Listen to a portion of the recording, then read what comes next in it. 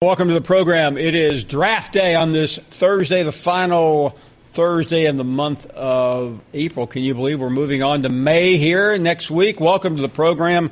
A lot to do today. Who will be the first player taken? That is still being discussed, and we'll have plenty for that on that later for you. Let's get right to the headlines, and we have been talking about it all week long. Jeremy Pruitt calling out the fans. Well, Philip Fulmer, his boss, his benefactor, the man who hired him, went on a radio show today and said, you know what? Fine by me, on the Chuck Oliver Show. I certainly, feel his passion, and that's what we hired. And I think he understands, and everybody should understand, to get this turned back where we need it to be turned to. We need everybody. We need, and he knows that. He can't do it by himself. And it's going to take us all to get back to where we want to be. And I just know how passionate he is about doing it, and I appreciate that part of it. Okay, I'm not really exactly sure if that was a full endorsement or the fact that we need a lot of help. We need everyone to row the boat and to get on board. It takes a village, after all. Brick by brick. Moving on to other headlines on this Thursday. 3 reasons the SEC is the best producer of football talent in the world. Let's go over some of them. Football is a higher priority in the South than anywhere else. There's more prep talent in this region. More resources are invested into football. And, of course, it just means more. Alabama LSU lead the way in players drafted. This is over a, 10 years? No, excuse me, since 2013. Hasn't helped LSU on the field as much as Alabama. LSU's had a lot of early entries. We'll see if that changes tonight. Certainly Alabama looking strong this evening in Dallas. Darius Geis, a year ago, was a Heisman Trophy leader and easy number 1 draft choice. Today, we're not sure. He might be the safest running back pick in the draft, but he's also an early entrant, and in no way will he be among the first taken. These are the most early entrants in recent years. LSU clearly leads the parade, followed by Florida. Ohio State also in the running. We welcome you back to the program, and it's going to be an interesting day. We'll keep you updated throughout as we monitor the events currently going on in Dallas. We're about 5 hours from Roger Goodell coming out and making the first pick for the Cleveland Browns. Who will it be? 855-242-7285. That is the number. What's on tap for our program? Alex Marvez from the Sporting News. Andy Staples. Jacob Hester knows about the draft. We'll ask him about the LSU situation as well. And who knows who else may drop by. We always like to start with our good buddy Ron in Frankfort, Kentucky. Ron, a very pleasant Thursday afternoon to you. Thank you, Paul. I tell you, when you got health problems, tuning into your program is a good way to uplift your life. Well, thank you very much, Ron. Always a pleasure to hear from you. Have you followed it to any extent at all, the HBO documentary on Paterno? I must admit, I have it recorded and have not watched it. This is the one with Al Pacino, right? Yes. Yeah. Have you seen it? Oh, man. I believe Al Pacino, Paul, gives the most dead-on performance of Paterno that I have ever seen in my life. If you close your eyes, you would swear it was him. And if you didn't close your eyes, you would still believe it. I believe it's the best acting performance that I have ever seen in my life. Well, that's amazing because, to say the least, Al Pacino has had a couple of pretty good roles. Well, this one is remarkable, and I would encourage you, when you got a little bit, to watch that program. No, I will. I have it recorded. I will try to get to it quickly. I appreciate that recommendation. Thank you, Paul. Good luck to you. Ron, best wishes to you. We're thinking of you, my friend. Always are. Speed is up next in Tampa. Welcome to the show. Good afternoon.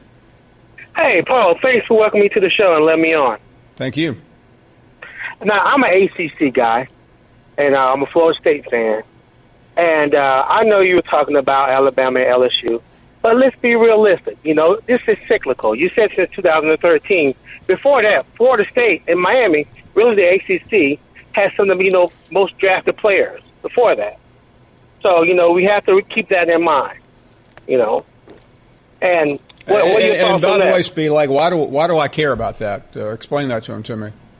Because we still play. I mean, Florida State plays SEC teams. Hey, Speed. Florida State was lucky to have a winning record last year. Don't give me that garbage, okay? Well, come on. Now, don't come on me, man. We keep it real here. We're not in the ACC, and so I don't really care what Florida State did years ago. I care about what they're doing today. Got it? Paul, you just started the show. Hey, I capiche, but hey, no need to get rowdy. Well, I got you, my friend. They've had 6 players drafted the last 2 years. They're irrelevant, okay? Let's try another call. Donnie is up next in Tennessee. How are you, Donnie? Doing good, Paul. If you'll give me more than the usual 30 seconds, I'll make the top 10 callers that y'all had on yesterday. Oh, no, okay. Hold on a second. Another unhappy customer here before we even pull the shades up on the storefront. So you're saying I don't give you much of a chance, but you are saying if I gave you time, you would be a top 10 caller. Is that right?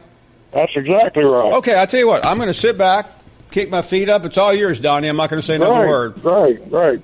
I called several times during the Tennessee coaching search. I was one, if you'll remember, that was wanting Les Miles or and the other guy, I forgot. Let me go to the other room, see if anybody thinks this guy's on his way to being a top 10 caller. Washington said, hold on, give me a chance here.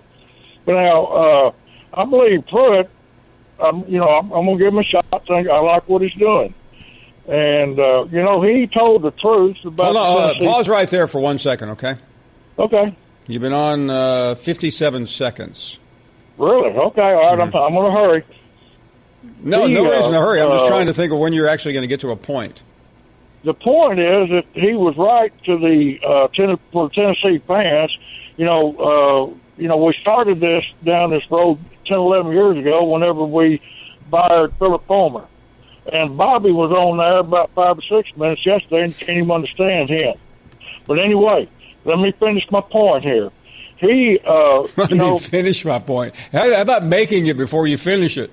I made it. I'm going to give Pruitt a chance. And another thing I'm going to talk to you about, Joel Klatt and Colin Cowherd being sycophants for the Pac-12. All they can study is Sam Darnold and all of that. And how they got to be where they're at is beyond me. Thanks for the call. Joe is up next. Joe, you may be right. You may be a top 10 caller after the first couple today. Oh, I know dang well I am, and that boy is a dummy that just got done talking. Takes one to know one. Who said that? Who said that? It don't take an idiot to know an idiot. Was that John Hayes? Now, John, come on now. You know I'm a top 10, but I got a message for Squirrel, and which I'm going to call him Chipmunk from now on, and Dummy Darriel, because they jumped on me at Twitter laughing that I wasn't in there, that I didn't make the top 15, and I don't remember seeing them dummies on the list either. The only list they would make is Idiot of the Year, and then they would tie for first place. And, Dummy Darriel, he needs to just shut up and quit laughing, because he's laughing at me for not making. He said, y'all laughed at me. It was so funny because y'all said I wouldn't make the top 15. He wouldn't make the top 50,000 in my book. Okay, Joe, we're running you two. We have no patience today, so if you don't get to a point in the first 50 or 60 seconds, we're just going to have to say, see you later. We're up against a break. 855-242-7285. That is our number. It's draft day. We have a lot more to do, a lot more to talk about, and we're coming right back. Next, you're holding up the line, ma'am. What did you say? You're next in line for the water slide, ma'am. Feet forward and enjoy the ride. Okay, dearie. This does look fun. Whee! melted me. I've melted. The Wicked Witch of the West on a water slide? Surprising. What's not surprising? How much you could save by switching to Geico. See what you've done. Oh! Geico. 15 minutes could save you 15% or more. Back on this Friday. Darriel is up next. How are you, Darriel? So how many do we have in the first round? 8 or 9? Something like that? Yeah, something like that. About twice as many as the Big Ten? Easily. Okay, yeah. I know Georgia had 3, Alabama had 4. I think Arkansas had 1. I thought Florida, South Carolina had 1 each. Maybe not. Yeah, South Carolina. Yeah, that is correct. You are correct. I usually am, Paul. I hear legends, hear legends all the time comparing Georgia to Buffalo Bills, but I mean, if you look like Bill Belichick, boy, he just loves them Bulldogs. We got him another. He's already got David Andrews. We got him another offensive lineman. I mean, just loading up on Georgia big time. Speaking of legend, I want to piggyback off what he said the other day because I agree 100%. This Hugh from Galp or whatever they call him, I've never even heard of him. And Legend has never even heard of him. And if we ain't heard of him, that right there should I agree with you, Darriel. I mean, listen, I like him very much, but he's a periodic caller. He's mainly a basketball guy. We hear from him every 2 or 3 weeks. And, I will say this, and they're my friends and my colleagues, but I don't know where Kubiak and John Hayes came up with these lists. Of course you know where they come up with the list, Paul. I mean, it's obvious. I mean, I'm not part of the consultation, I can assure you. Okay, well, my list would have the same. Where's Kubiak from, Paul? What was his team? Notre Dame? By the way, my list, if I did a list of the top 10 callers, he'd be the same guy 10 straight times. Oh, speaking of which, I mean, everyone gives a hard time about beating Notre Dame last year, and they had 2 offensive linemen going in the top 10. But isn't he a Notre Dame guy? You remember when Notre Dame used to dominate football and had their own little TV station? I'm sure. And they're not anymore, Paul. They're not anymore. You know why? Because of Alabama and because of the SEC, okay? That's why. And you saw what Georgia did. We went up there and packed the house, put more people in their friggin' stadium than they could put in there. And he's hell-bent over that. That's why. You know what I don't understand? I mean, I know that ESPN was bought out by Disney. But, I mean, it's like your producers are like friggin' Goofy and Mickey Mouse. I mean, how did they put well, hold on. What about the guys that are there today, Randy and John? I don't know. I'm talking about John. I don't know Randy that well. I'm talking about John and Kubiak. All right, those are 2. John, do you have anything to say? As long as I'm Mickey Mouse, I'm fine. I'm not Goofy, right? John, go take a shower. I mean, Darryl's throwing stones today. But I ain't throwing stones. I'm just telling you, it makes no sense to why the SEC Network would have some guys from that's up north in the Big Ten and pulls to Notre Dame. No, you're hating on the SEC. Yeah, I'm sure you got SEC fatigue. That's understandable. Well, Darriel, allow me. Hold on a second. Hey, Darriel, allow me to explain, since I had a pretty big role in the hiring of both John and Kubiak. Well, why didn't you hire Pat Smith instead? Well, Pat Smith was hired instead initially, but he chose to stay in Birmingham. I think you're too close to it, Paul. That's the problem. I'm on the outside looking in. Tell me how you got 2 Big Ten guys making your top 10 list that rarely call the show. Whoa. Notre Dame's not in the Big Ten, Darriel. No, don't you dare associate Notre Dame with the Big Ten. You got that, pal? Kubiak's going to sit there and talk about, Darriel, what you don't understand, Darriel, these guys were never, when they were hired, they were not. We never expected them. I don't think they got you in their best interest. I don't think they got you in the best interest. You know why? Here's their problem: they lack vision and they lack creativity. You know what the show is? It's becoming like you're. Darriel, you lack brains. That's Darriel. You lack a brain. Washington Wizards, okay? You're the senior league in golf. Darriel, let me ask you a question because Darriel. The top 3 callers. Darriel, may I ask you a question? Sure. We're coming to the end. Darriel, listen to me for a second. We're coming to the end of a tenure here, and we'll reset here in a couple of weeks. So, are you suggesting I should replace both of them and bring other people on the show? I would like put them up for free agency. You know what I mean? I mean, we can get a bat and a couple balls for them or something, right? I'm sure we can get some out of them. You know what? Hey, Darriel, there may be a total reset here in about 2 months. Okay. Paul, they lack vision. Let me tell you why. You know how I know that? Look at the top three, the two callers that ain't top three. They're all in their 60s, Paul. You know, that right there, that should tell you all that you need to know. They're all over 60 years. The top three callers John had are all over 60 years. That's not true. This is hold on, is it? Howard Rich. So, Darriel, let me get this straight, Darriel. You are basing the quality of the producers on the show because of a mock draft that was created? You have.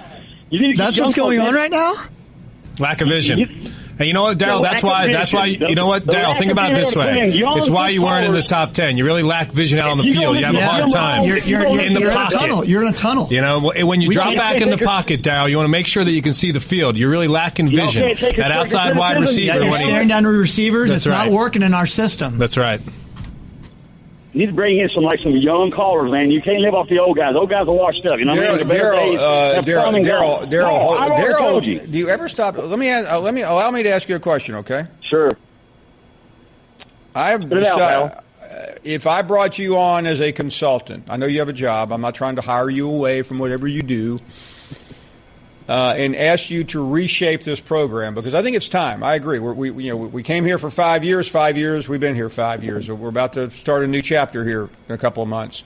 How would you redesign the program? Well, first thing I would remind you of what you said and what was said in the ESPN Roll Tide War Eagle, which you got those that listen to the Finebaum show and those that do but don't admit it, right? Well, guess what? Those that do that don't admit it, they really are haters, okay? No, the line was there are those who listen to the Finebaum show and then there are the liars. Jim from Crestwood was a hater. He was, but you know what? He's the best caller you ever had. But he won't call in anymore, Darriel. I can't do anything about a guy that won't call. But you can't say, I don't, Jim, because those all does a hate on the show. That's why I don't rank it. That's boy. You know what? You got haters out there, Paul, that listen just to hear hate on the show. They love that. They thrive off that. That's why they listen. That's what you fail to see. I mean, you got to see. I done told you, okay? You need to put the pro back into the producer. Darriel, okay. So Hayes is out, right? I thought you said Hayes was out anyway. Wasn't he leaving and going somewhere? Cut the fat. I mean, Hayes may be out. By the way, Darriel, none of us know whether we'll be here anyway. Okay, I mean, what has Hayes? You're already here. You're there. What has Hayes done? What's Hayes' criticism? What's his resume? John, what's he done in the past? John. Am I on a job interview right now? John, I'd rather not do this over the air, but we can do it if you want. John, let's do it. We appreciate everything you've done. We wish you well in your future endeavors. I'm going to sue your ass. This is uncomfortable. Randy, I don't have as much direct control over you. Am I still in, Paul, or am I? You're good for you're good for the rest of the show. Okay. They cannot relate to the South. That's the problem. Okay. And apparently, Darriel wants John out. Randy, you're okay for now. Okay, thank you. They cannot relate to people in the South. Okay, they cannot. They're tight. They're SEC fatigue. They hate on the SEC. You know they do. I mean, look at how the. I'd like to introduce Jamari Jordan. He's the newest member of the Paul Finebaum Show staff. I am a graduate of the University of Georgia, so Darriel, we can have a conversation. Good job, Darriel. You've gotten your way. Okay, well, that guy right there needs to be your producer. Okay, now we're moving on. Good job, Darriel. Let's cut that off. Okay, we're back. We're going to be back after this timeout, and everybody take a shower and calm down. We'll be right back. During the break, we were talking about these lists that Darriel was so upset about. For those who may have missed Wednesday and Thursday, we were just mocking McShay and Kuiper's draft. So Mark and John came up with the top 10 caller list, like the guys from ESPN do on the draft night. And the whole purpose of it was just to have some fun. Darriel obviously took it way too seriously. So just to irritate Darriel, we're going to keep doing it every week. Oh, yes. We'll update it every week. We'll even let some callers do their own top 10 list, because there's obviously nothing more important to talk about in the world than who are the 10 best callers on this show. And something tells me this next caller will not ever make one of those lists. Matt is up next in Georgia. I made the list, Paul. I made the list. Which list did you make, Matt? I made the mock 2.0. Okay, I guess does that mean I'm like second team? Well, you're right. You did make it. You made it at number 9. Yeah, and Darriel said nobody on this list is under 70. You're clearly under 70. Well, the thing about it is, Paul, I don't get a paycheck. By the way, you're the only person on that list that may be under 60, but you are on the list. I mean, last time I checked, that list does not pay me any money or. Well, this is a call-in show, Matt. We really don't need to pay you anything. I know that may hurt your feelings. I know. But what I'm saying is, I'm not going to start tweeting. Well, let me ask you this: Darriel is your Georgia brother. Can you explain what's wrong with him? I don't know what's wrong with him. He was going a little bit nuts. So, I mean, I don't know. I mean, I don't understand about the being white. I mean, white has nothing to do with it. Well, that's an underhanded shot at the political correctness of corporate America. Darriel is a staple to this show. I mean, what does being on this list or not being on this list? What does it matter? I mean, it doesn't. It doesn't unless your name is Darriel. Huh? I said it doesn't unless your name is Darriel. I got you. Well, I want to ask you a question, Paul. Who's in last place right now in the SEC baseball? I really haven't checked. I bet you hadn't. You know who it is, Paul? I'm guessing it's Alabama. We never talk about the SEC baseball. It's Alabama. Is that why you never have any coaches on the show? Matt, let me say this about baseball, and it's a great sport. And as we get closer to Hoover and the playoffs, we will spend more time on it. But baseball is covered pretty extensively on this network. Mm-hmm. So, we don't have to apologize for what we do or don't do. But thanks anyway for the call. Let's check in with John in Paducah, Kentucky. You're on the air. Go right ahead. Thank you for taking my call. Thank you, Mr. Paul. Good to have you on. Thank you, sir. I just got 2 points to make. The first one's about Darriel in Georgia. And all the crack dealers in his hometown should get together and just stop servicing him, okay? Second thing is, I am so proud that Tennessee has Jeremy Pruitt right now. He is a wonderful coach and will be a wonderful coach. And that's all I have to say, Mr. Paul. Thank you for the call. K-Dub is up next in Alabama. How are you, K-Dub? I'm doing good. I know good and well that didn't make the I know that had to hit the dump button. Did the dealer comment make the L? Did I miss something? Oh, okay. Let me bag out of there. Let me bag all the way out, Beezy. The infamous list, man. The list. I'm just trying to get in the top round, the top 32. I just need to be in the first round. See, it don't matter if you go early. You just got to go to the right team, Yeah, that's what a lot of people don't understand. I just need the right fit. So as long as I can get in the first round, I think I'll be okay, Beezy. I was looking and thinking yesterday, and this was before yesterday, Beezy. Do you realize that Nick Saban has more first-round draft picks than losses at Alabama? And this was before yesterday. I didn't realize. Did you realize that? I have not been keeping up with Alabama's ratio between first-round picks and losses. Man, that is amazing to me. I was really saying, I mean, you have to really just think about that, and that is like, if I'm sitting there as a high school kid and hear that stat and see those Alabama players walk across that'll tell me something right there. Let me say this, Beasley. A year ago on this day, we had the tornado in Tuscaloosa, and I just wanted to come on and say, I don't know if you remember that. I'm quite sure you remember that day. And I came on. I was on the show that day, and while it was going on, and I just wanted to reflect back on that. Yeah, day let me explain something for a second. It was 2011 on this day, in about an hour or two. I know a lot of people have heard about it. It was probably the worst afternoon in the South's modern history in terms of tornadoes. They were literally everywhere in the South, from Mississippi, and they made their way through Alabama, Georgia, up the East Coast, to at least part of the East Coast. I mean, it was a devastating day. Tuscaloosa was probably the hardest hit. Depending on where you were, it was an F4 and F5. What was interesting about this, and for those who have seen K-Dub, the 30 for 30 Roll Tide War Eagle, we were this show was in Birmingham at the time, and we were the centerpiece of that program. The story was told through the eyes of this show. It was a lot about the redemption of Alabama coming out of the ugly incident with Harvey Updike at the Tumors Trees. And what was particularly interesting about, as the Tuscaloosa literally went right through the heart of Tuscaloosa, the tornado went right through the heart of Tuscaloosa, right up the interstate toward Birmingham, and our studio was literally in the line. We saw it from our window, and everyone else. You probably heard me say this, Kato, before. That morning, the entire company was in this crisis mode. This is how we're going to deal with the storm in the event it happened. So the storm goes through Tuscaloosa, and I walked out during a break to see where our general manager was, because we needed some direction. We were on the air. People were listening to us. We needed to tell them. We're doing a sports show. Guess what? You've worked in corporate America.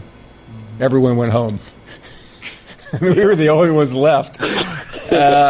And we decided to stay on the air. It was, you remember the crew. We had Kerry Adams, Pat Smith, a couple other people.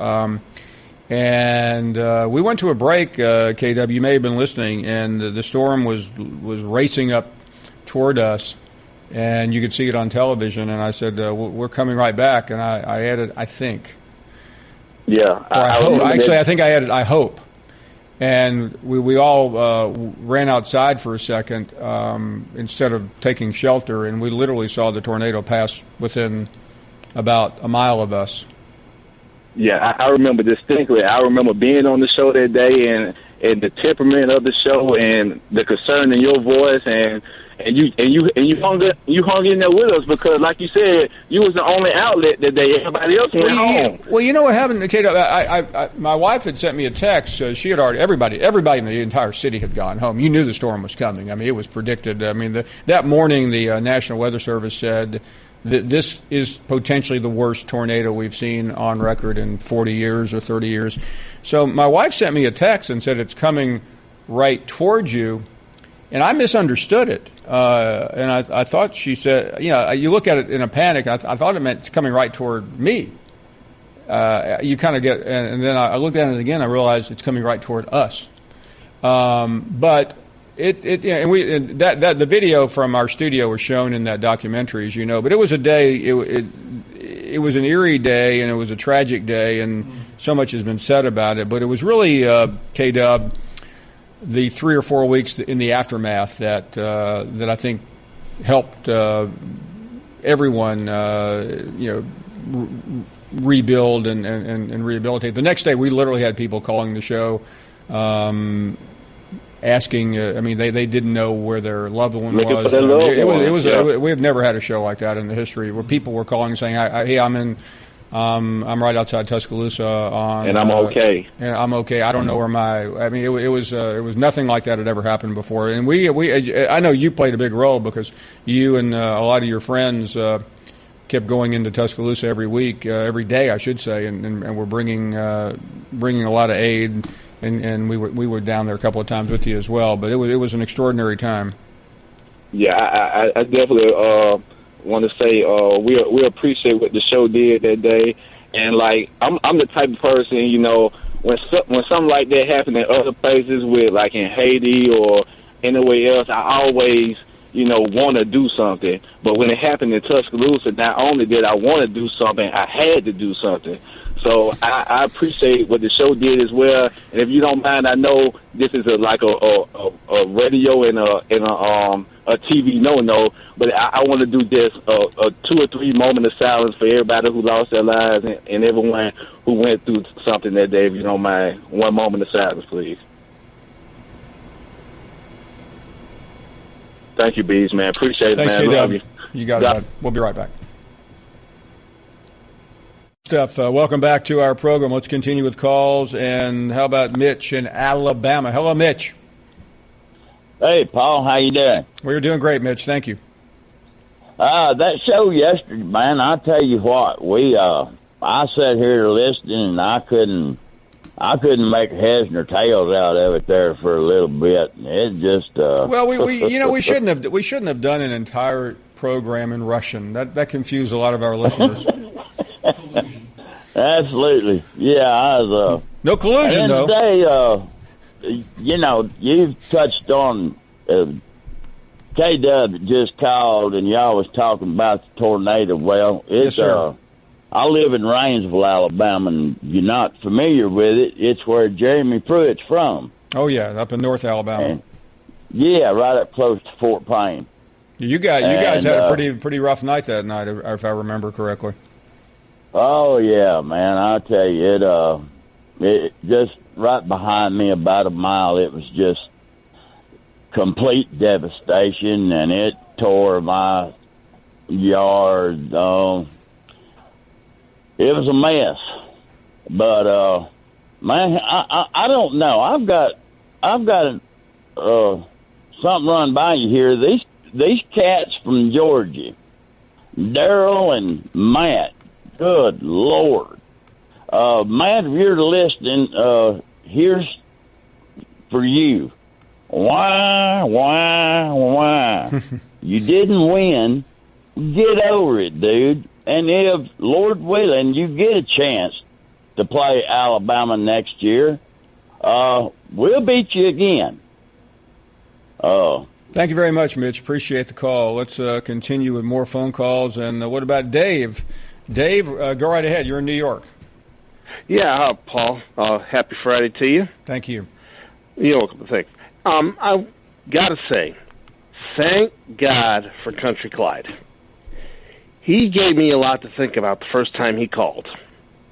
Reason being is when he first mentioned about the old-time college players. I remember my father telling me about them, and that got me thinking of how many fans today remember the players when they were playing. For right now, I can remember players from before I was born, but also when I was younger, 70s and earlier 80s. Oh, sure. And I wonder how many fans now would appreciate those, even those players that never made it beyond college, but still made a significant into the pros. They may not have made a significant deal, but as long as they did something big in college, I wonder, not counting the historians or the real true diehard fans, how many actually remember or even care?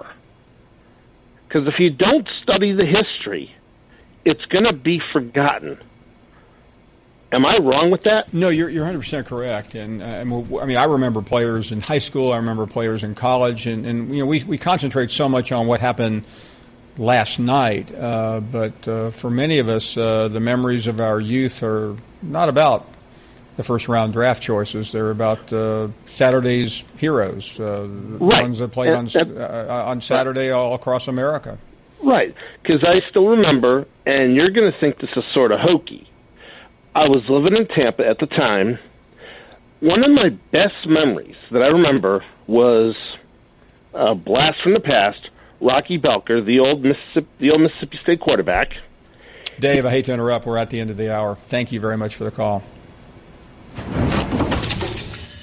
And we welcome you back. Second hour of the program, and we are raring to go. The new John Hayes Caller Mock Draft 3.0 coming up here in 30 minutes. That's breaking news. Mike is in Macon, Georgia, and you are on the air. Hey, Mike. Hey, Paul. How you doing today? We are doing great. Thank you. Well, good. Did you by any chance hear the comments that Skip Bayless made on his show this morning about Alabama in comparison to Oklahoma? I must confess that today continued a 3-year streak of me not having seen Skip Bayless since he left ESPN. Well, I realize that it's the goal of the announcers, of the hosts, to get a rise out of people. But what he said today definitely got a rise out of me. But anyway, he said the true team in college football that wore crimson was Oklahoma and not Alabama. Yeah. And he also said that Alabama did not have as rich a football tradition as Oklahoma. And, well, by the way, I'm a Georgia fan. if you listen, Skip and I have been friends, but I also believe in the truth. Go back and look at some of Skip's tweets at halftime of the national championship game when he said Alabama had and the Saban dynasty had ended and Alabama had choked away another title game. Well, that's true. That's true. And like I said, I like to watch it and I get interested in it, but sometimes you just listen, Skip is a flamethrower and he's making a lot of money doing that, I might add. But Skip is a smart guy. He went to Vanderbilt. He has been a success throughout his career. But when you make utterly dumb comments like that, they're not really worthy of a response. Well, I agree with you. Well, thanks for your time, Paul, and y'all have a good weekend. Yeah, dumb is one thing. Intellectually dishonest and disingenuous are another. Thank you for the call. I do appreciate it. How about Brett in Foley, Alabama? How are you, Brett? Hey, doing good. How you doing today, Mr. Excellent. Thank you very much for the call. Hey, I was just going to tell you that I think sometimes whenever you get overwhelmed about the draft, you buy a bunch of popcorn, you get too many drinks, and your team never gets called. I was wondering if Charles or I had called you today, warning about Auburn's picks last night in the first round of the draft.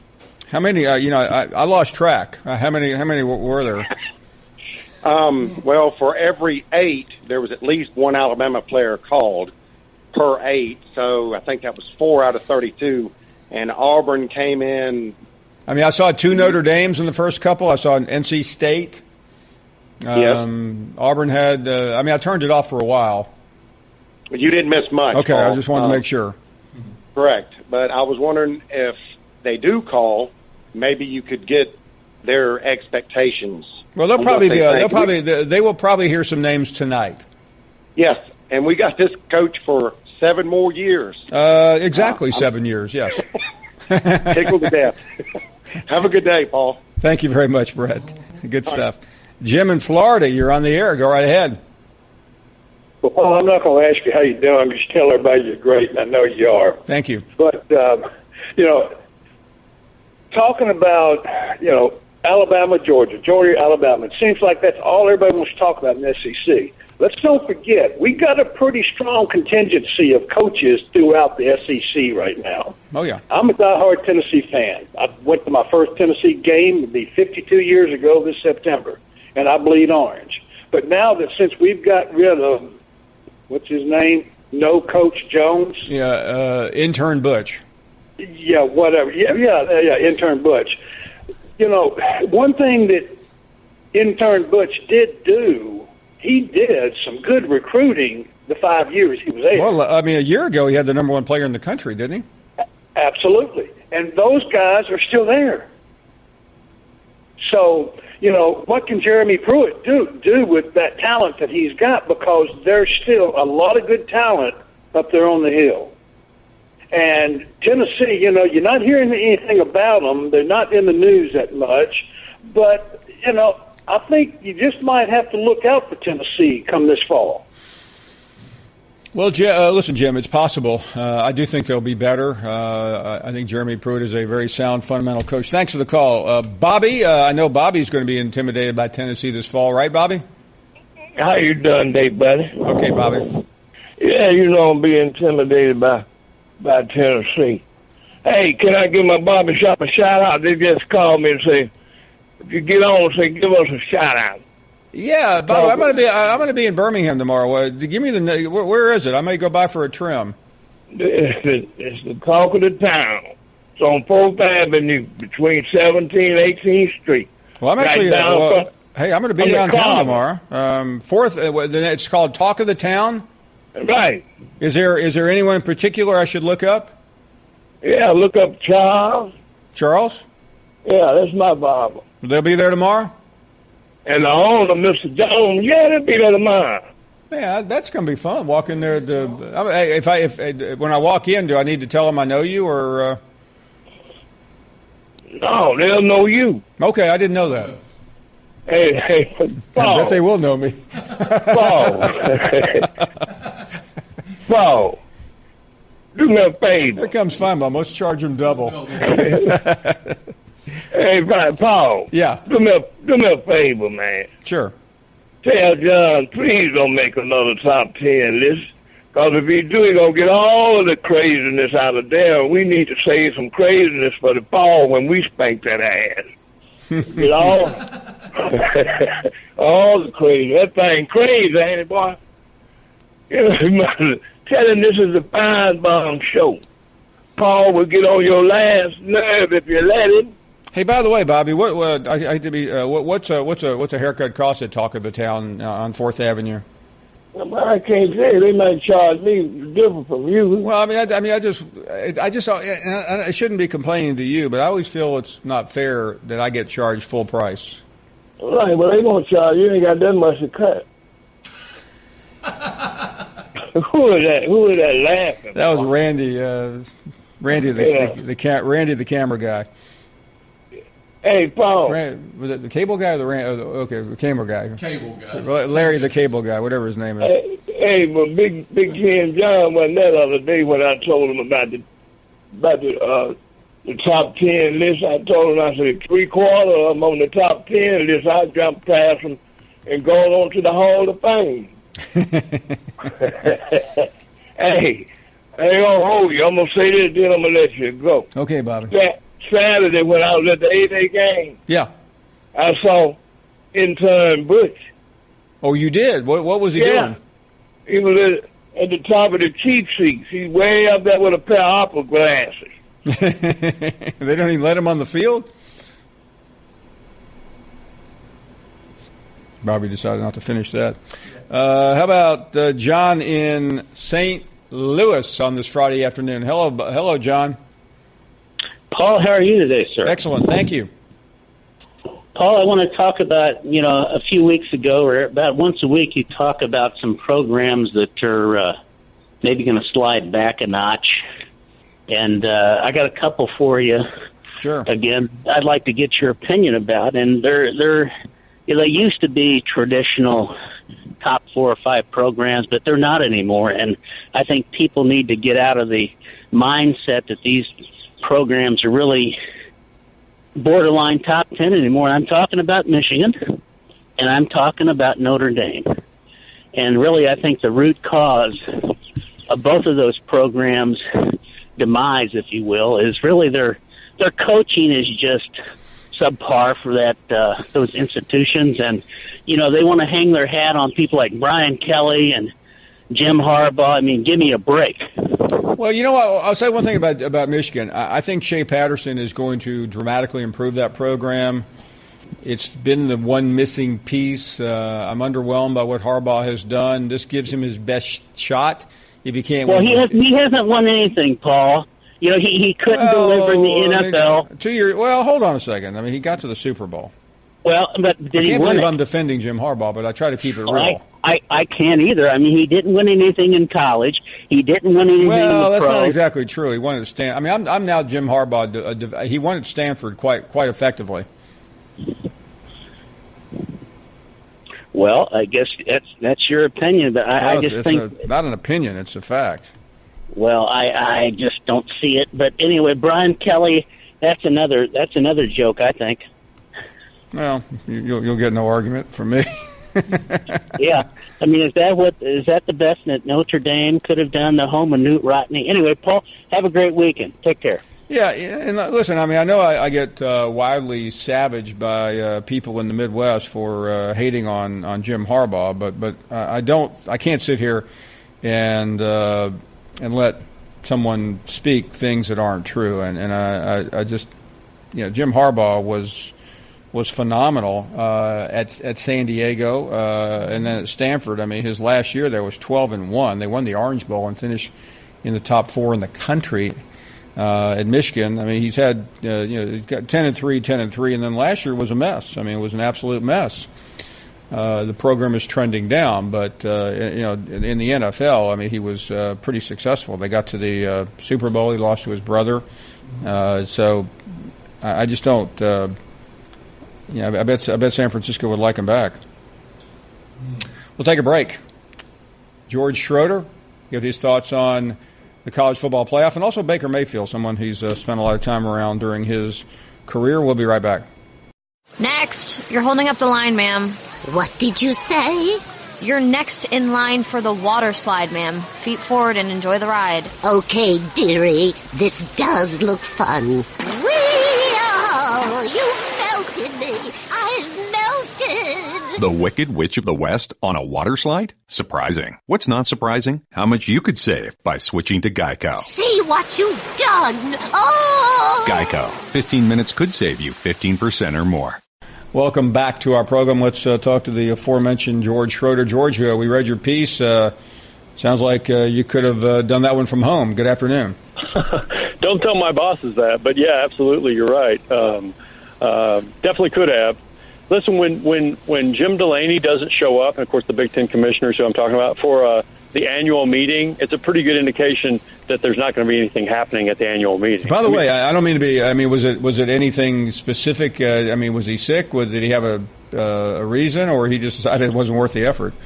Literally vacationing is my understanding. You know, the Big Ten has its meeting out in Phoenix next week, along with a lot of other conferences that have their annual meetings. And so I think he just decided there's nothing really on the playoff annual meeting agenda.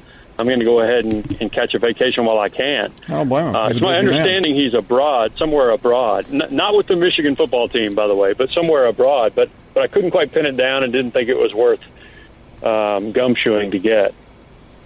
Well, so I guess I know these are standard meetings, and you have them whether there's anything to talk about or not. But I mean, do you think they did this just to reinforce the idea that we like what we're doing, and secondly, we really didn't care one bit about UCF? Well, they really don't care one bit about UCF, and I don't think they're offended by all the claiming of the national title. But I don't think it matters to them much. Look, there is a trophy and a system that's set up now to award a national title, and it's no longer a poll-driven sort of type of thing. And I think everybody who's not UCF recognizes Alabama as having won the national championship. So I don't think that's really a blip. I thought it was interesting. Bill Hancock, in the way only he can say it, said something to the effect of, I don't begrudge them their joyful exuberance. Right. Or something to that effect. I mean, that's a nice way to say it, but it sort of also says that's all it is. But because you were there as well. I mean, there was a lot of impatient people connected to the college football playoff. Not so much about UCF, but the fact. I mean, some of the language UCF was using around the time of the national championship game. Yeah, that's right. Look, I mean, it's nice that you finished unbeaten and everything else, and it was obviously a big win to beat Auburn in the Peach Bowl. And Auburn, by the way, beat both of the teams that played for the national title, as we both know. And so, look, it was a terrific season. But when I look at the four teams in the playoff, no offense, and look, I know the UCF fans will be mad at me, but which of those four teams should not have been in the playoff for UCF? And I don't have an answer for you, because the answer is none. All four of those teams were better than UCF. Oh, absolutely.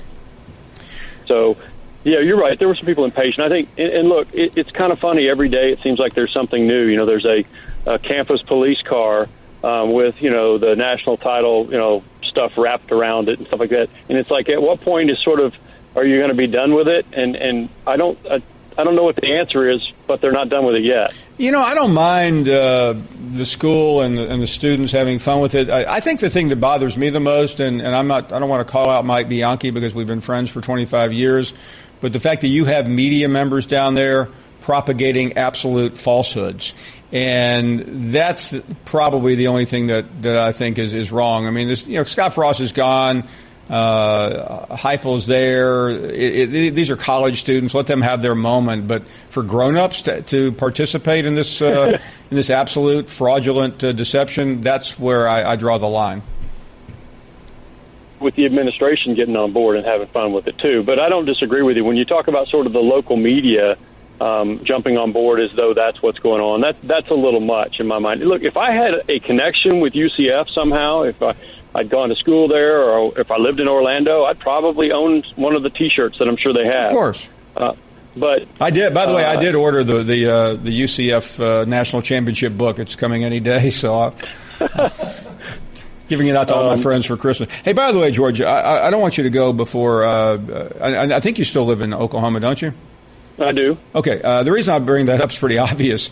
You have spent a lot of time around that program and a lot of time around Baker Mayfield. So I want to go take you to take us through your reaction last night. Everyone was projecting him to go first, but it still surprised pretty much the entire world. Well, first of all, it's a stunning story if you just take a step back and think about it. I mean, the kid walked on at Texas Tech because he didn't have very many, actual FBS scholarship offers. Then he becomes the first walk-on to start in his first game as a true freshman at an FBS, at a major college program, when he does that at Tech, largely because of injuries during the August practices. Then he walks on at Oklahoma and wins the job. And then next thing you know, he's a Heisman Trophy winner. And now he's the number one pick in the draft. I mean, it's an amazing story. And I've got to tell you, even maybe this time a year ago, when we knew he was a really, really good college quarterback, I still wasn't sure maybe what I thought about his pro prospects. I had warmed to the idea that he was going to play NFL football, and I thought he would be better than everybody thought. What I didn't think was everybody would think he's worth the number one pick. I mean, that is still stunning to me. I think he'll be a really good pro quarterback. But when that sort of started to come out in the last day and a half or 2 days, that not only is he going to be a top 10 pick, he's going to be the number one pick. I got to be honest with you, it's still flabbergasting. George, you watch a lot of the comings and goings in relation to off the field, and the even though he doesn't like it, and a lot of people close to him don't, the Manziel comparisons. What's your objective view from there on Baker Mayfield off the field? Well, look, I mean, we talk about the Manziel comparisons in large part because of the videotaped scene of him running from the cops in Fayetteville, Arkansas. And look, that's legit. You do that, you get what comes. And then obviously the obscene gestures and the things he yelled across the field at Kansas last November. And when you do that kind of stuff and you lose control, people are going to say those kinds of things. What I think is a little bit different is in the locker room and first of all, I don't think he's nearly as maybe out of control as I think Johnny Manziel was in those kinds of things we were just talking about. Like, I don't think he's out drinking and partying all the time. But once you get inside the locker room, I don't know that, and I'm sure there are these guys out there, but I don't know that I've ever been around fairly closely a guy who everybody says galvanizes his teammates better than Baker Mayfield does. I know there's that guy kind of on every team, but to that extent, I don't know that I've seen that. And so I think that's a big difference. I think he was, once you got certainly inside the locker room, in the weight room, in the auspices of the program, I think you had a guy who was buttoned down and was the prototypical quarterback who, works harder, studies longer, all those kinds of things you're supposed to hear about a quarterback. And I'm not sure that that's whatever Johnny Manziel's reputation was at A&M. Great stuff, as always, from George Schroeder from USA Today. George, appreciate it. I hope you aren't too worn out from covering the college football playoff meetings. Relax and rest this weekend. A lot of sitting around and then nothing happening. But that's how it goes. Good stuff. George, thank you very much. George Schroeder joining us. Paul. We have breaking news, and when we come back, John Hayes revealing the mock draft 3.0 of the Finebaum callers. Will Darriel finally make it? The whole world awaits. Back to the program. Glad you're here. 855-242-7285. We still have a sense of humor here. Let's continue. Martin is up next. What do you say, Martin? Hey, Paul. How are you? Very well, Martin. Thank you.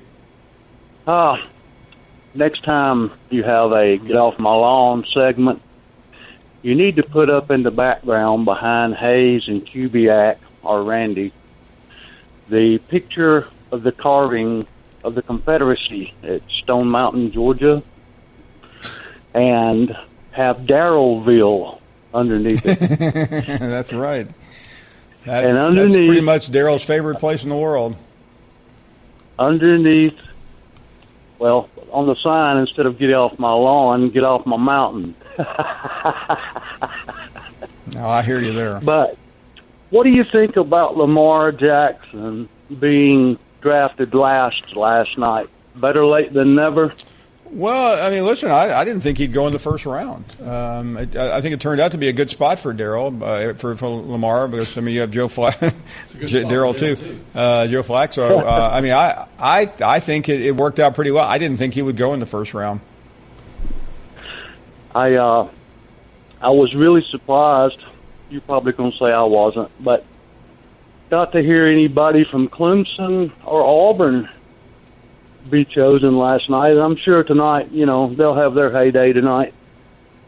Well, but listen, the first round is the first round. I mean, I'm not really going to knock myself out to watch it tonight. I doubt as many people will either. Hey, thank you very, very much for the call. Do appreciate it. Joe is calling next. Good afternoon, Joe. Afternoon, Paul. Hi there. Paul, I called today to address Matt from Gainesville, Georgia. Paul, this poser, you're familiar with the movie Goodfellas, correct? Oh, sure. You remember the scene when I believe his name was Billy Batts, the senior mobster, was kind of dressing down Joe Pesci? I do remember. He basically told Joe Pesci to go get his shine box. You recall that? I do, sure. Well, the message for Matt is, Matt, University of Alabama won the national championship. You did not. Nick Saban is 4-1 against the University of Georgia. We had the most first-rounders taken last night. The University of Georgia did not. Matt, go get your shine box. Roll Tide. Thank you very much. How about Greg in Mississippi? Greg, welcome to our program. Good afternoon. Hey, Paul, how you doing? We are doing really well. Thanks a lot. Good. I just want to make a comment on Josh Rosen. The NFL don't owe him anything. But he accepted it, being at the 10th pick in the draft. He should have wanted to be real humble. And then thankful that he even been picked, even considered. They don't. Why should he be thankful that he was picked? Because nobody has to be picked. I mean, Greg, I mean, come on, we're not giving out. If you're good enough, you'll get picked. This is not a. This is not the third grade participation trophy. If you're a good player, you get picked. Right. Well, I found what he said to be pretty funny. It's not like I didn't really have a problem with what he said. I mean, I did. I mean, he should have been more grateful about it. I mean, you got picked in the top 10. What are you complaining about? He was. All he was saying was, "Listen, I'm better than those guys."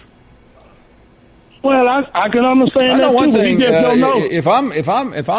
I want my quarterback to be confident.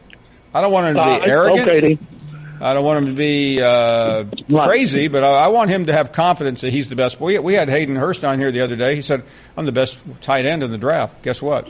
Well, he was. I don't mind him saying that, though. I don't mind him saying that, but he just got to realize when he make it to the NFL, he got some linebackers out there going to hit him right in the mouth. Yeah, you know Let what? me see him keep on saying that then. He'll get paid. All right, then, but he better hope he can walk and get it instead of limp. Well, I'll tell you one thing, Greg. Whether he said that or not, he's still going to be hit by those linebackers. You think they care what he says? No. This is the NFL. I mean, we're talking about assassins out there. Don is up next in Kentucky. Good afternoon, Don. Hey, Paul. First-time caller, man. Welcome. Thank you. I listen to your show every afternoon. Good to hear. And I'm from Kentucky. I'm a True Blue Wildcat fan through and through. Go Big Blue. Yeah, through the lows, through the highs. And, one thing about us, we have 7 wins. That's basically our national championship for us. Yeah, you're... give Mark Stoops a little love. Not exactly telling a falsehood there. No, and unfortunately, we've got a lot of fans that say, all right, basketball season's just around the corner. But... hey, listen, it's late April. Let's slow down on the basketball season. Oh, but you know how fans are. But I'm a diehard fan. Kentucky still hasn't had its biggest night of the year. That's in June. Absolutely. But now, I listen to these guys, and man, yesterday, you sit there and listen to Matt longer than I think I could have even stomached it. But anyways, it seems like all it is anymore is just the Alabama Crimson Tide call-in show. Am I wrong? I don't really. I don't control who calls in.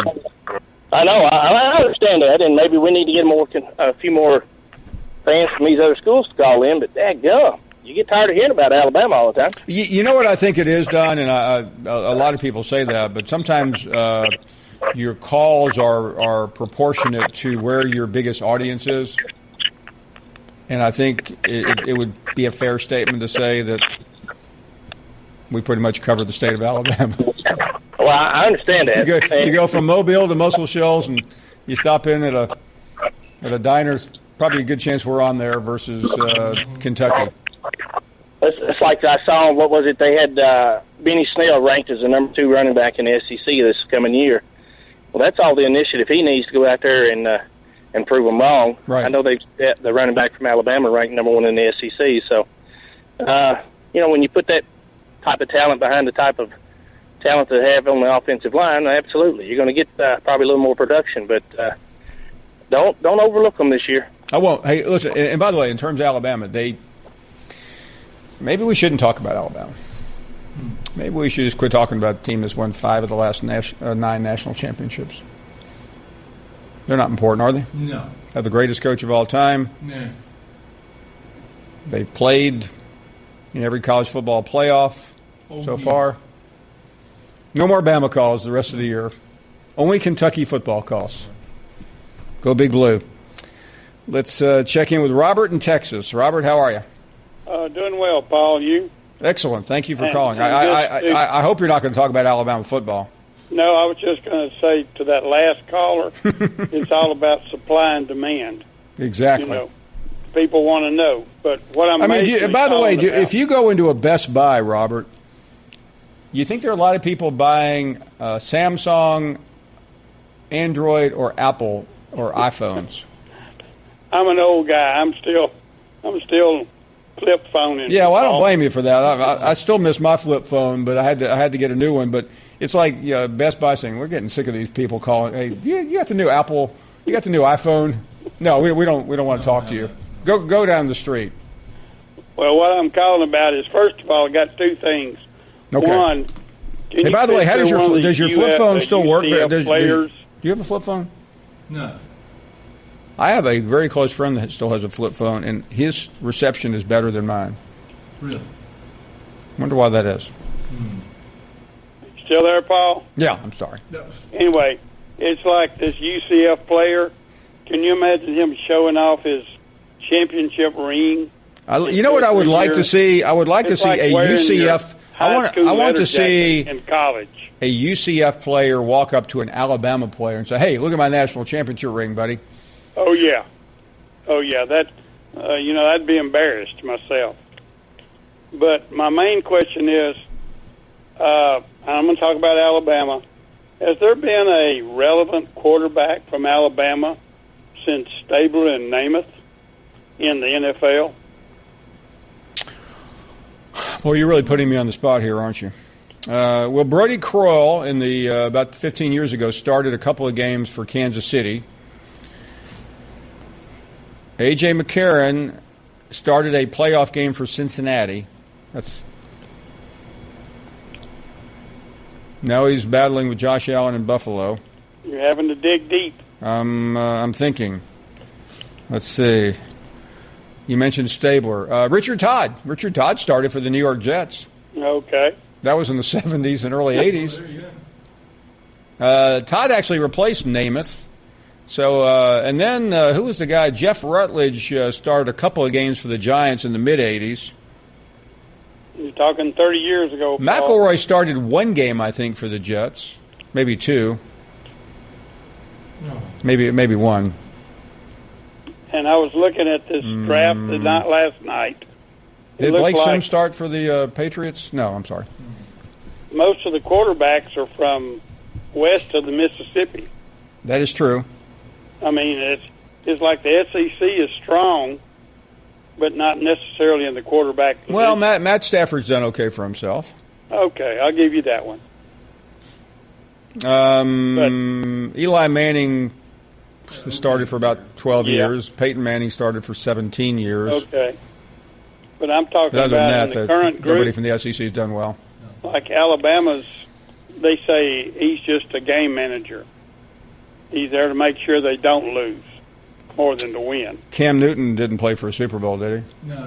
No. Or win the MVP. But I just wanted to say that Roll Tide, and you're doing a good job. Thank you. I'm like the other people. I'm retired, sitting around the house. You come on, occupies my mind for 2 or 3 hours. 2 or 3. And one last question. On this caller list you have going, Yes. like I'm not really a By the way, you just went to number one, controversial Robert, caller. after that compliment. I'm not a controversial caller like some of your people, but do these people get jumped over other people that are waiting in line to your top 10 people? They may have you. They may have at one time, but not anymore. Well, actually, I hope to never make your top 10 list, okay? I'd just like to call in, talk to you. You're very knowledgeable, and I like your boys over in the corner. They do okay. Robert, thank you very much. We really appreciate your kind words. All right, thank you. Robert now is number 2 on our list. We're up against a break. This list's got to stop. John Hayes has created a monster. We'll be right back. Friday. We welcome you back. Tim is up next in North Carolina. Tim, welcome to the program and good afternoon. Hey, good afternoon. First-time caller. Thank you very much. I've been watching your show for a long time, and basically, I've noticed you haven't really given a lot of respect to the great Urban Meyer through the years. Oh, really? When did you start watching the show? Probably in the last, since 2014. Well, it's hard for me to believe that, and I realize you can't watch every day, but I think I've been about as high on Urban Meyer as anyone in the country. Okay. What do you think Ohio State's chances of making the playoffs this year, Paul? Excellent. They would be one of my 4 picks today. Really? Outstanding. I think right now it would be Ohio State, Alabama, Georgia, and either Clemson or another. Yeah, I mean, I ACC have been pining for another Saban Urban Meyer matchup since 14, and I thought in 15 we were going to get it until the Buckeyes lost to Michigan State at home, and then 16 they didn't meet, and last year, of course, Ohio State. Yeah, that was a heck of a game. Being down 21-6 and coming all the way back, that's outstanding. Well, hope to see you in the playoffs this year. Thanks.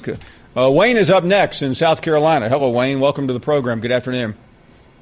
Hey, Paul. The first time I talked to you, you were moving from Alabama to Charlotte, and you were real nice with my brother-in-law, Pass. But my family's in Matthews, and my wife lives with me in South Carolina. And last night, she just pulled something out of thin air that I wanted to share with you. Sure. What was that? We got a bucket list. We tailgate. We got the thing that fits on the car where you can watch TV. And last night she's trying to watch the draft. They're talking about tread life on running backs. And she said, well, that's Paul Finebaum. He don't have that much tread left. And I said, how in the world can you say that about Paul? She said, well, when I bought you that book, that Gino fella, he got paid. He's at the golf tournament. I mean, what's this fellow supposed to do? I mean, I love her. I'm getting all kind of nice things. I'm going to go to 3 different stadiums this year, but she just wanted me to know that you work more than Gino and Ivan, and if you divide the number of appearances into your salary, you really are making less than them. And, that's probably true. I need a new. Yeah, go ahead. That's funny. The bottom line is you're like a running back. You don't have that much tread left. So No, you're right. You make the 5-year cut. I'm just trying to make it to the end of this 5 years. I'm going to leave you with one last thought. I'm in the doctor's office, a Wofford graduate, and he's giving me a prescription. And he says, you can't be taking this medicine. And my wife says, the only time he drinks is when South Carolina scores a touchdown. and the doctor says, "Oh, you'll be all right." I mean, your program has affected the Carolinas immensely. You just don't realize it. Enjoy the show. Thank you very much, Wayne. And try to get a recap if you can, okay? No, well, I'm going to. I appreciate that very much. Anyway, we have some. We went off the air last night with the news that there was being reported that Shea Patterson was seemingly headed toward the University of Michigan. We have now been told that is official. The University of Michigan has just announced that the former Ole Miss quarterback will be eligible to play the first game against Notre Dame on the opening weekend. That's the biggest game of the weekend. So that will be fascinating to watch. Meanwhile, he did make the trip with Michigan. They are currently in Paris. They'll be going to Normandy as Jim Harbaugh once again takes his team overseas. Chris Canty will join us on the draft. He is live in Dallas, and we're coming right back. And we welcome you back, and we're heading out to Dallas, where Chris Canty is right now. He's part of ESPN Radio's coverage of the draft, also former Giants Super Bowl star and a mainstay on ESPN New York every afternoon. It's been a while, Chris. Thanks for the time, and good afternoon. How are you? I'm great, Paul. How are you doing? We are doing really well. Let's talk about the draft. Certainly, you're out there and able to sense it and understand it in real time. But having said all that, what was the reaction among your colleagues and among yourself when it was Baker Mayfield last night? I think we were all a little bit surprised that Baker went number one overall. The thought process is that teams at the top of the draft want to mitigate risk, and when you think about quarterbacks of Baker's stature, not a lot of them have had success in the National Football League. A lot of people want to point to Russell Wilson or Drew Brees. He doesn't have the athleticism as Russell Wilson has, and I don't know that he's capable of being able to manipulate the pocket and be as cerebral as Drew Brees is. So Baker Mayfield has a tough road ahead of him in terms of being able to live up to being drafted number one overall, especially with the other three quarterbacks that win the top 10. Yeah, and I want to get to the other ones in a second, but if you're sitting there in the war room of the Browns and you've made so many bad decisions in the past, wouldn't there have been a safer choice or a better choice, considering you also had four?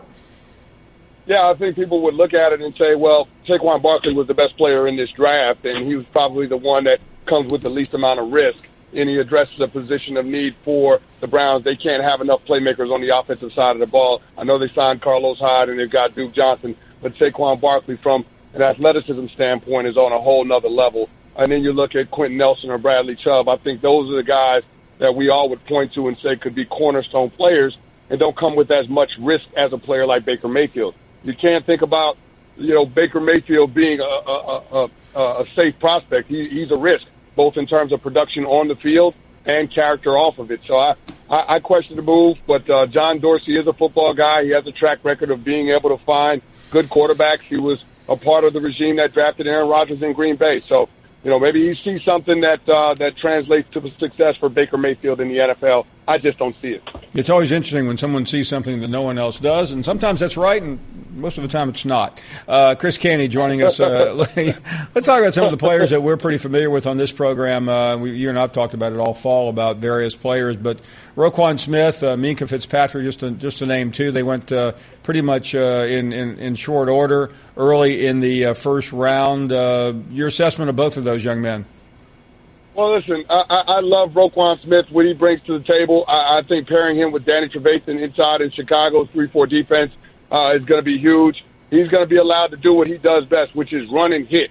When you think about that defensive front seven that they're trying to build, they had Leonard Floyd a couple of years ago. They added into that defense as a pass rusher, and now adding Roquan Smith. Again, Vic Fangio getting another playmaker on that defense. So I think that's going to be big for the Chicago Bears. And how do you see Minkah fitting in? Well, Minkah Fitzpatrick, I think, has the ball skills to be a deep middle-of-the-field safety, but he also has the versatility to be able to come down and cover slot receivers. I'm not sure that I think he's got the wiggle to be an outside man-to-man cover corner in the National Football League. I don't think he has that burst. But in terms of being a chess piece on the defense that you can move around, in a lot of different places and cause some confusion in terms of the looks that you can present to the offense and sub packages. I think he's the perfect fit for that Miami Dolphins defense. Overall, 10 players from the SEC taken in the first round. Talking to Chris Canty, the former Giants player on the Super Bowl. Let me ask you about your team. And I know a lot of people in New York are happy today about Saquon Barkley, but many others have wondered, what about a quarterback? Eli Manning, as you well know, you talk about it every day, is certainly late. Some people think beyond late in his career. Yeah, he's definitely on the back nine. As somebody said, he's teeing it up on the 17th hole. I just don't know how long Eli can do it. My former teammate, I have all the confidence in the world in him, but I wanted to attribute his lack of production to poor offensive line play over the last couple of years. But Dave Gettleman is getting rid of that excuse. He brought in Nate Solder and Patrick Omame in free agency. They've got Brett Jones at center. He's probably going to be active in trying to address the offensive line today, day 2 of the draft. So that excuse looks like it's going away. So now that you've added another playmaker in Saquon Barkley to go along with Evan Ingram out of Ole Miss and then Sterling Shepard and Odell Beckham Jr., there's no excuse for that offense not to be explosive this year. So the addition of Saquon Barkley changes the expectations for the New York Giants. They're trying to compete for a championship while they still have Eli Manning under contract in 2019. But in the landscape of the NFC, I don't know if they have enough. I want to ask you about the running back position. We've seen it be successful in Dallas. We saw Fournette last year have a big year. But a lot of the new thinking is that it's a risk, too, even though Saquon Barkley, as you and everyone else have said, was probably the best player in the draft. How do you debate a running back in that spot versus a quarterback? Well, here's the thing. You know that if you add the running back, you're trying to compete now because you're not going to get top-end production at the running back position for more than 5 or 6 seasons. So Saquon Barkley is going to be a day-one starter in that backfield. You have to think that the Giants are trying to compete right now. And the problem comes along with that is that you have an aging quarterback back, and at some point you're going to have to find a successor for Eli Manning. Now, if all goes according to plan, you don't plan on being at the top of the draft anytime soon. So I guess my question would be, if you find franchise quarterbacks at the top of the draft, but you don't plan on drafting there anytime soon because you're trying to be competitive, when do you find the quarterback for Eli Manning? Pretty fair question. I realize most of the action is on the first night, but there's still some pretty quality players out there. Darius Geis, just among others. I mean, what do you sense first of all about him? And what do you see tonight? What are going to be some of the bigger stories? You know, I love Darius Geis and his ability in between the tackles. I think he's patient enough behind his blockers. He uses the space that they create for him very well. He's a runner that understands the value of a 4-yard run, and that's a skill set that translates to success on early downs in the NFL. It's one of those situations where he's not always looking to bounce it to the edge of the defense because you realize that space closes down very quickly. He's a north-south, no-nonsense type of runner, and I really love his game. I think he's going to be a steal in day 2. I'd be surprised if he didn't go in the top half of the second round. Chris, I know you got a lot to do. We appreciate your time today. It's always great to catch up. Thanks for having me on, Paul. You got it. Chris Canty joining us, ESPN New York. He'll be part of the ESPN coverage tonight, former Giant. We are up against a break. More of your phone calls at 855-242-7285. Tim Brando in the final hour this evening. We're coming right back. I'm a one-trick pony, literally. I show up at kids' parties and act cute. That's pretty much it. So excuse me for being bitter when Geico says not only could we save you money on car insurance, but we do more. Like give you 24/7 access online, over the phone, or even via our award-winning mobile app. Well, ooh la la, aren't they multi-talented? Hey, I said organic carrots. Geico. Expect great savings and a whole lot more. We welcome all of you back. Glad you're here, and let's continue with more phone calls. And what about Ken in Virginia? Welcome to our program. Good afternoon. Hey, Paul. Calling about the Browns and Sure. realizing whenever I watch the draft, I just thank God I'm not a Browns fan. I can't imagine what they did picking Mayfield. When you're drafting, you have to bear in mind what the other teams are thinking. And if other teams didn't have him as the number 1 pick, why are you taking him as number 1, especially when you have the number 4 pick? They could have drafted Saquon Barkley, a no-miss running back, and then probably had Mayfield at 4. And if not, Mayfield, common sense, not often used in NFL, but common sense was Saquon Barkley was the number 1 pick. No matter if you do that, you're going to get a great quarterback, and you're almost automatically going to get Baker Mayfield too. Right, and that would have essentially meant basically getting 2 number 1 picks in your mind. Yeah, and that would have been on top of the one last year for them. Yeah. Yeah. I don't understand it. I'll never understand it. But then again, I'm not the owner of an NFL franchise. I'm just a poor guy who takes phone calls every day. Thanks for the call. Appreciate it. Makes no sense. But again, we're talking about the NFL draft. Steve is in West Virginia. Hello, Steve. Hey, Paul. How are you? Very well. Good to have you on board. Thank you. Well, first of all, I want to start off with saying I'm a Bengals fan. So I am happy as hell the Browns don't know what the hell they're doing when they draft. So I've said all along that you have to take Saquon Barkley number 1, and you have to take Mika Fitzpatrick as number 4. And they as an organization, they just don't get it. Well, I mean, again, they did win how many games last year? None? No. 1 or none. No, they didn't win any. Right. But if you're going to take a quarterback, in my opinion, if you're going to take a quarterback and you play in that terrible weather, you have to take a quarterback who played in terrible weather, which was Josh Allen. Yeah. Well, by the way, I mean, there's some speculation that maybe Baker would have gone earlier, but you still have Josh Allen. You still have Josh Rosen. You're going to get you'll have at least 2 quarterbacks available. Right, and Buffalo has to be ecstatic today. They got a cold weather kid to play, and I like I said, being a Bengals fan, I'm glad they don't have a clue of what they're doing. But the NFL, it's like the NFL is like college football. When the Cowboys, the Browns, the Steelers, and those teams are good, it's good for the NFL, and the Browns management just cannot get it right. Thank you very much thanks for the call. Charles is up next in Mississippi. Charles, welcome to the show. Good day to you, Paul. Thank you. Look, I want to talk about Jalen a little bit. I've watched every game he's played, but you got to remember, Jalen had a great defense behind him. So he didn't have to pass very much because the defense, the first year, they were scoring all the points. So to me, now we got a quarterback that can throw the ball. So I wish Jalen just go ahead and be man up about it and hang around this year, and he don't want to stay after this year. Well, hold on a second. What's he supposed to man up about? Well, if he doesn't get to be number 1, that's just the way it is. That's football. But, yeah, I mean, if he doesn't get to be number 1, then he's going to leave. Well, I'm saying, he would be better off to stay this year. Hold on a second, Charles. Why would he be better off to stay? Because you want him to stay? Well, he's not going to be able to play if he goes.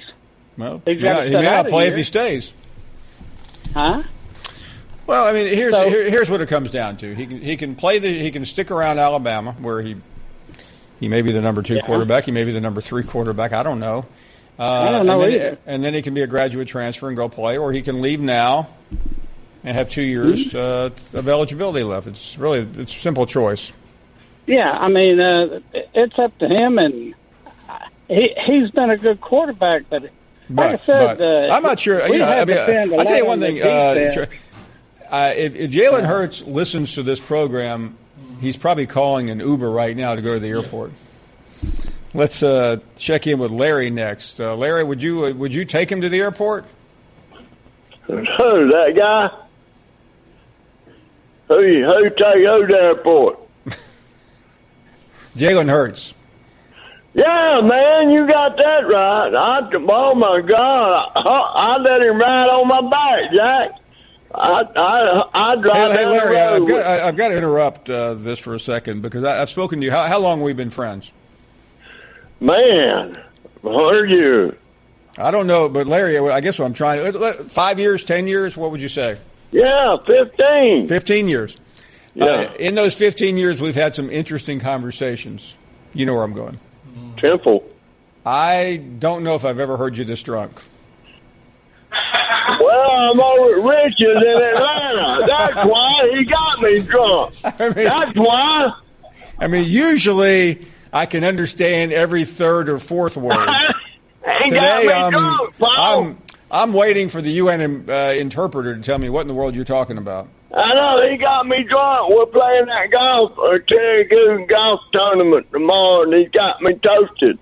And that's why I don't know. You know what I mean? I don't know. He knows how to push my buttons and get me toasted, Jack. But I'm happy. Larry, just for the record, can you give us a count, a beer count? About 18, somewhere around there. I mean, he's been. Are these normal or tall boys? Just normal. Here's another. What's a normal? 12 ounce? 12 ounces. So 18. Yeah, do the math for me. 18 times 12 ounces. Yeah. What's that? Yeah, anybody know? Yeah, a lot. A lot.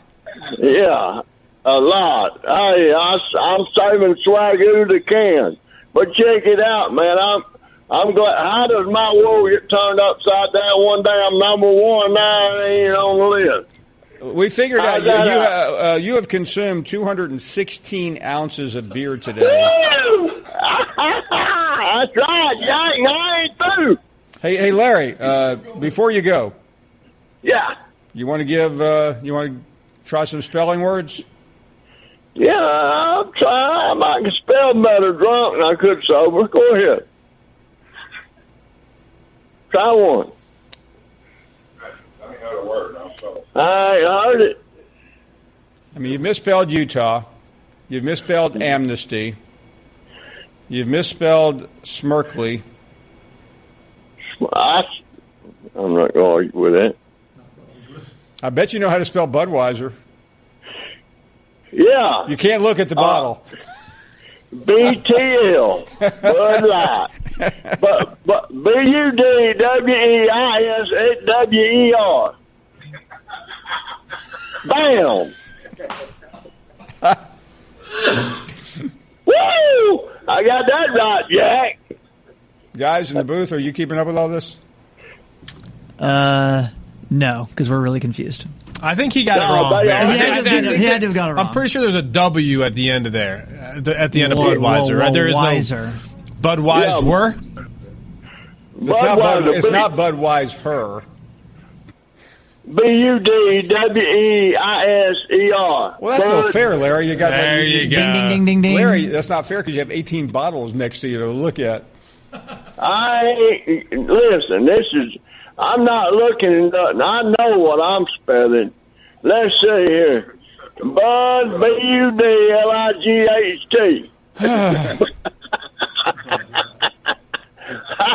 Hey, I know one thing. Big Ten John can't spell it. Where's he at? Hello? Where's that boy at? Where's Big Ten? Spell it, Big Ten. I wish he was here with me. BIGTEN. I wish he was here with me, boy. Hey, we'll be rocking, Jack. Paul, I'm going to have to agree with you here. Larry is 3 sheets to the wind. Yeah, no, this is. I don't listen. First of all, we don't encourage this. I know, but I'm at home. I'm in a safe just never place. heard you this. What would be a good Toasted. word? Inebriated. Toasted. Okay, here's Larry. Here's the word. Repeat after me. All right. Inebriated. Aneberenaterat in abbreviated. ED. In abbreviated. I got it. No, Larry. The word is inebriated. I think you know what it means, don't you? No. It means sound like something you do to a horse. Inebriate him. No. Inebriated is something you do before you call us. Was that a good clue? Whoa. I don't know about inebriated. I looked it up, and inebriated has your picture next to it. One more time, Larry, because we're up against a break. No, Larry, one more time. Inebriated. Inebriated,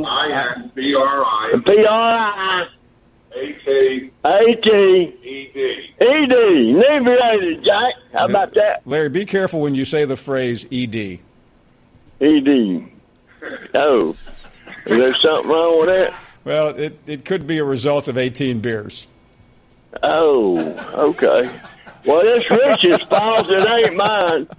I just come here just being a participant. Okay, Larry.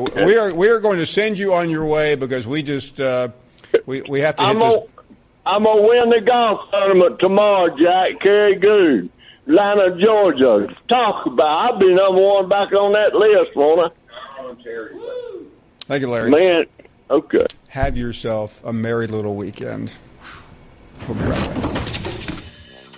We welcome you back on a Friday afternoon. What a day it has been. Let's continue with the phone calls here at 855-242-7285. Noah is in Tennessee. You're on the air. Go right ahead, Noah.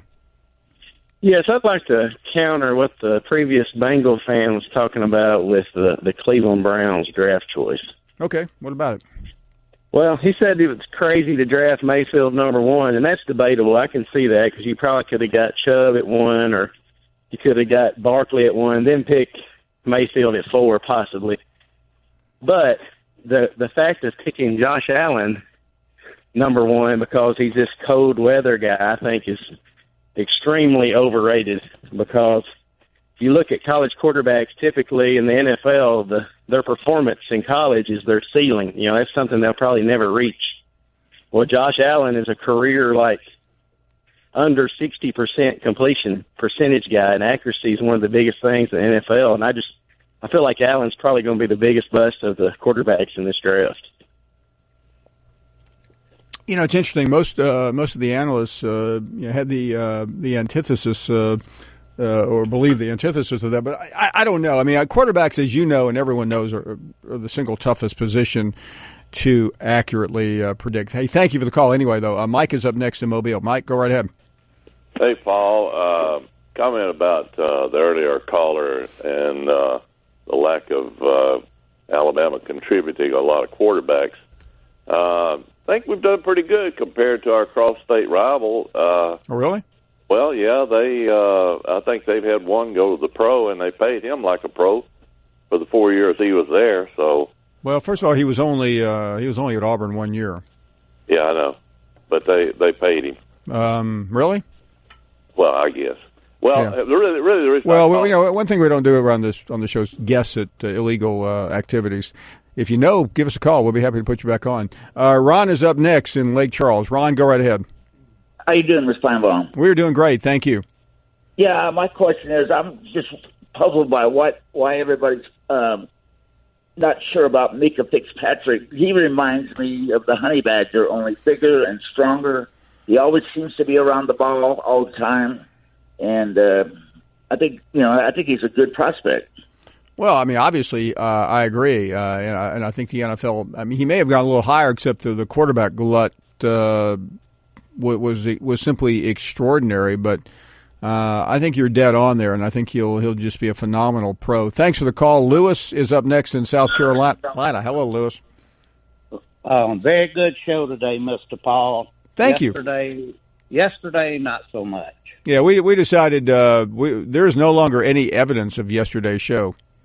Okay, we have John. Did you completely excise that? Wiped it from the record. Yeah, you can't. You cannot find that. I mean, even if you download it on a podcast, it's no longer there. Well, Mr. Paul, did I understand you correctly today? saying that you're on no meds?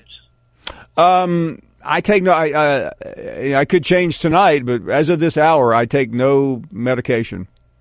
Mr. Paul, if I had to talk to some of them people you talk to day in and day out, I'd need a volume the size of a Volkswagen hubcap. Well, I just take a bite of it on the brake. Lewis, here's my concern, and I think I speak for a lot of people. We've all had friends who have had addiction problems, and I know exactly what you mean by that, but I'm afraid if I started getting some relief, I would never get off of it. So as long as I can handle people like Larry and others without illegal or prescription medication, I am going to do it. Now, one day, I'll break down. Yes, sir. Well, before I get off, I hope I have time to mention Larry. But I had my sweet wife look up the word controversy in a real good Webster dictionary. Yeah. And the definition of controversy was a discussion of a question in which opposing opinions clash or debate.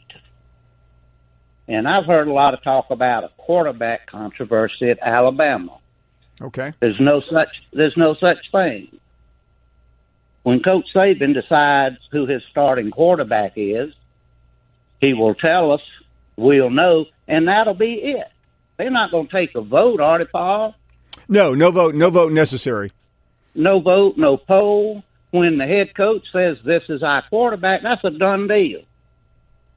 No controversy. None. Now, back to Larry. I want to think that Larry, I think he's from Shelby, Alabama. Yeah, right? that is just south of Birmingham. All right, so I believe he was challenging John and Mark to a little fishing trip. He was. Well, if you and the boys if you're privileged enough to come to South Carolina the second week of September, and I hope we are, for the Georgia-South Carolina game, and you have a day during that trip, I'd like for you to come. I got a nice place on Lake Murray, and they can have that fish off. Do they let Larry out of Alabama? I'm not sure about the extradition precaution. By the way, where are you? Where is Lake Murray in relation to Columbia? Lake Murray is 15 miles outside of Columbia, South Carolina. I have a friend who used to be from there, and I've driven around. I mean, we went over some unbelievable lake once. I don't know if that was it or not, but it was breathtaking. May have been. Yes, sir. It's 48,000 acres. Okay. Beautiful fishing lake. I think I've seen it. Well, if you y'all had the time and could get out here, the only thing that would keep you from catching fish would be the weather. Now, I'm not sure about Larry from Shelby, but I can guarantee you, unless the weather messed us up, that John and Mark would wear them out. Well, we're not that far from you, so we may take you up on. I'm thinking about getting back into fishing. Well, good. I hope to see you at the ball game. I hope so. I'll sit back and listen to the rest of you callers. Well, we appreciate that call. Thank you. We'll stay in the state of South Carolina. One of my favorite places is Charleston, and Steve is on the air. Go right ahead, Steve. Hey, Paul. How are you doing? We are doing great. Thank you. Hey, I wanted to ask you about your relationship with Nick Saban. Well, on a personal level. Yeah, I mean, I feel like we have a good relationship. I think it's some of the media or caller conversation about it may be a little overdone. I used to see him a lot more when I lived in Birmingham. We would get together occasionally. I still see him, but usually I'm zipping in and he's zipping out. But I feel like we have a very good relationship. Okay. It seems like you must say his name as much or more than you say your own name. Probably more. And you know why? He's more important to what I do than I am. That could be true. Hey, why do you think the Browns made such an errant pick? Well, I just and I don't know. It doesn't matter whether I'm in the minority or not. I have my doubts about Baker Mayfield's overall mental makeup, and I'm not breaking him down like a psychiatrist. I think he's too much of a hothead. Yeah, I agree. But being a Browns fan, we need something to latch on to. Listen, I have great respect for the ownership there. I happen to know the owner, and I know that they went outside the box. I don't think any of the four on paper. What would you have done, John, if you had taken a quarterback? Josh Rosen. He's my guy out of UCLA. I tend to like Rosen, too. I think landing in Arizona, close to California, with Larry Fitzgerald, if there was one quarterback that found a perfect fit, it's him. Now he is a cocky guy, but there's just, and I'm not trying to correlate Rosen with Manziel. I mean, Manziel was just out of control, and we now know why he was out of control. I don't think that is the issue with Baker Mayfield, and I'm not so sure it's his height either. I mean, I think Kirk Herbstreit made a great point last night that college football has changed. I mean, this is not the traditional you need the big 6'4" guy. I mean, it's a different game. Pro football is a different game, I should say. So and Herbie was all over that because I think he knows Mayfield. By the way, he knows him a lot better than I do. But I'm not like saying it's the worst decision I've ever heard. I just would have gone Rosen, and then after that, I mean, before the year I would have gone with Sam Darnold, but he was utterly disappointing to me this year. Agree. Hey, thank you very much for the call. I do appreciate it, Steve. Yep. Nick Saban. Oh, I will be right back with much more. Brando coming up shortly. Looking forward to talking to him. How about Pat in Louisville right now? How are you, Pat? I am well. How are you this afternoon? Quite well, thank you. My comment is on Jalen, and I don't think he has regressed. I don't think he has gotten worse. I think that you're looking at millions of dollars on the other side of the ball, the best defensive coaches in the world, and they keep chipping away at what he was able to do in 16 and 17 until they forced him to do things he's not as good at. And I think that has forced Saban's hand more than anything else.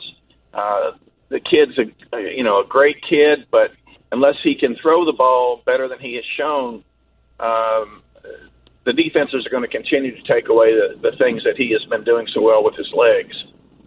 I think you're right. In terms of regression, I think that's a figure of speech. But I mean, at some point, if you're the quarterback and you are used to success and you don't get it or can't find it, you lose a modicum of confidence, and I think that's what we're seeing. And I would not disagree with that. And the other comment I would have is on the Browns draft pick. I mean, Baker Mayfield couldn't outrun a fat cop in Arkansas. How do they expect him to survive in the NFL? I don't know. That's a great question. That's really good, Pat. That's all I have. Take care. And to our law enforcement friends in Fayetteville, Curtis is up next. Curtis, go right ahead. Hey, Paul, how you doing? We are doing great. Yeah, I hadn't talked to you since WrestleMania, but it's good to hear your voice and see. Hey, look here, I seen something that I want to comment on. Okay.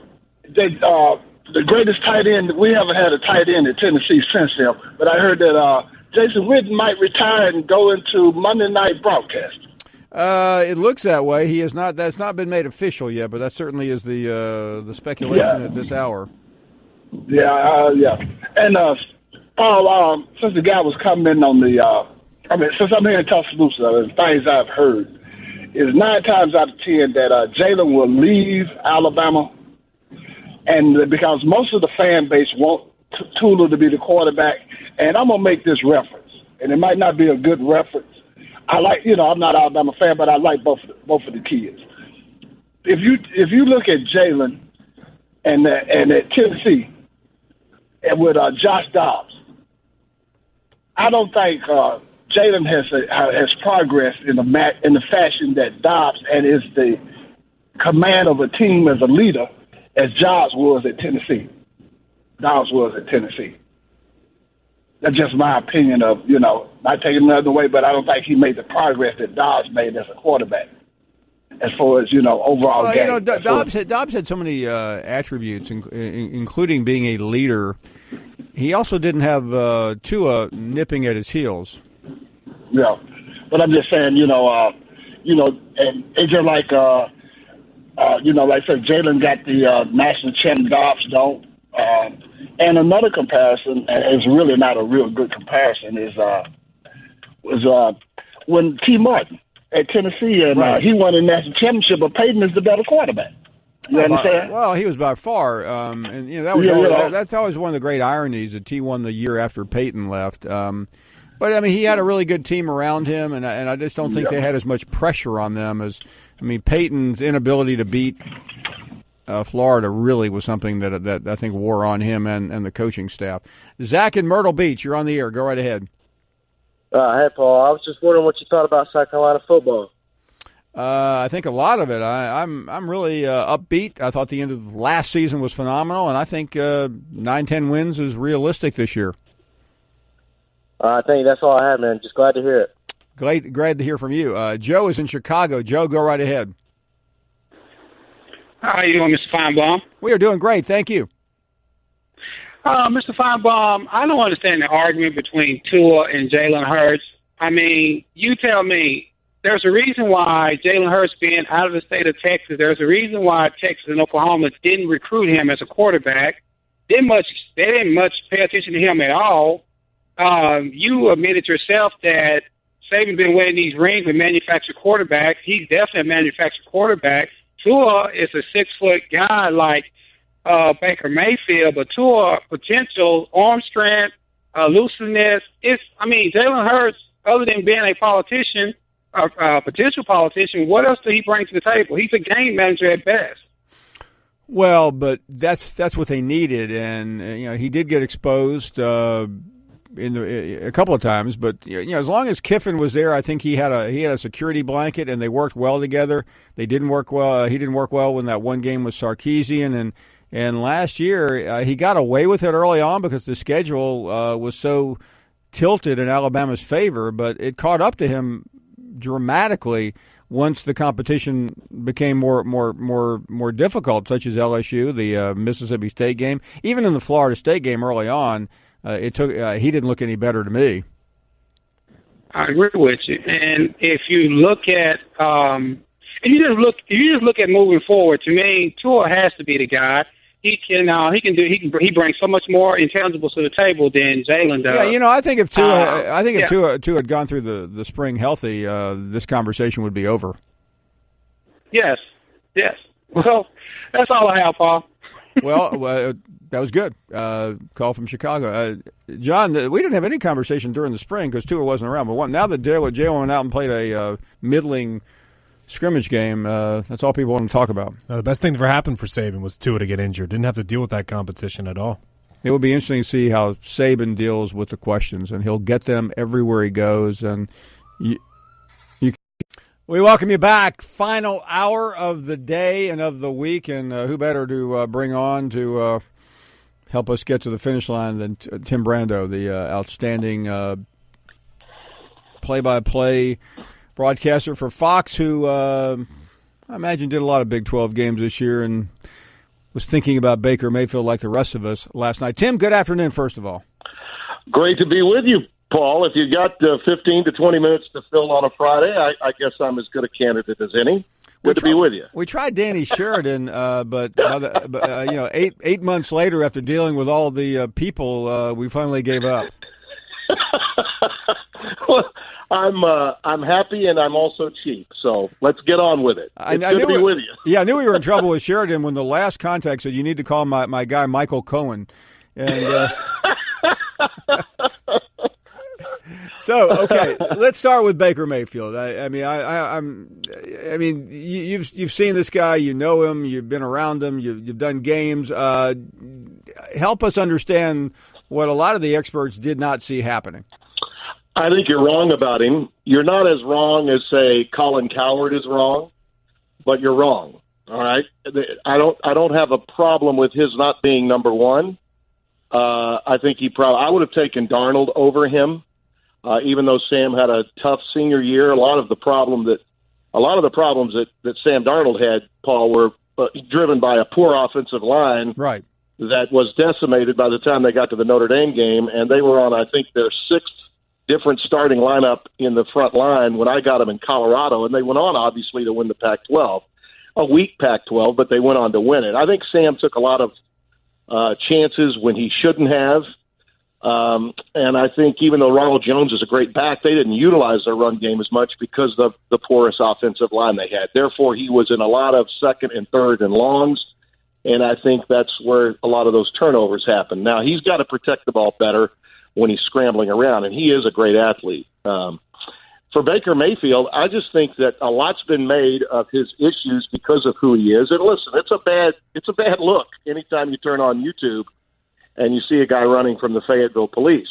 That's bad. I mean, there's no denying that. But you could Google a lot of different people that you and I know and like and see bad things about them the moment you Google them. Okay, it happens to a lot of people. Many times when they're young, sometimes when they're out of college, sometimes when they're in college. Baker made obviously some mistakes, but I think in terms of leadership, core values of leadership, I think he's got it in spades, and I think that's one of the reasons why, as a walk-on, he was able to secure the position away from a player that I think everyone thought was going to be a pro in front of him after he transferred from Texas Tech. And obviously that led the kid from Oklahoma to A&M, who was also a really good quarterback. So I think what it takes for him to be successful is that edge. And he's got that. He plays with that. Unfortunately, I think from time to time it has spilled over off the field. And when you do have those mistakes made in today's environment, everybody's going to see them. Comes with the territory of being a quarterback at a big-time college. But one of the reasons why I think the Browns looked away from it and a lot of other NFL teams looked away from it is because during the interview process, he did an excellent job. I think if Baker's guilty of anything now, it's that he's got rabbit ears with regard to criticism, whether it's from Colin or you or anybody else that's in the business of doing talk radio on a daily basis and has 3 or 4 hours to fill.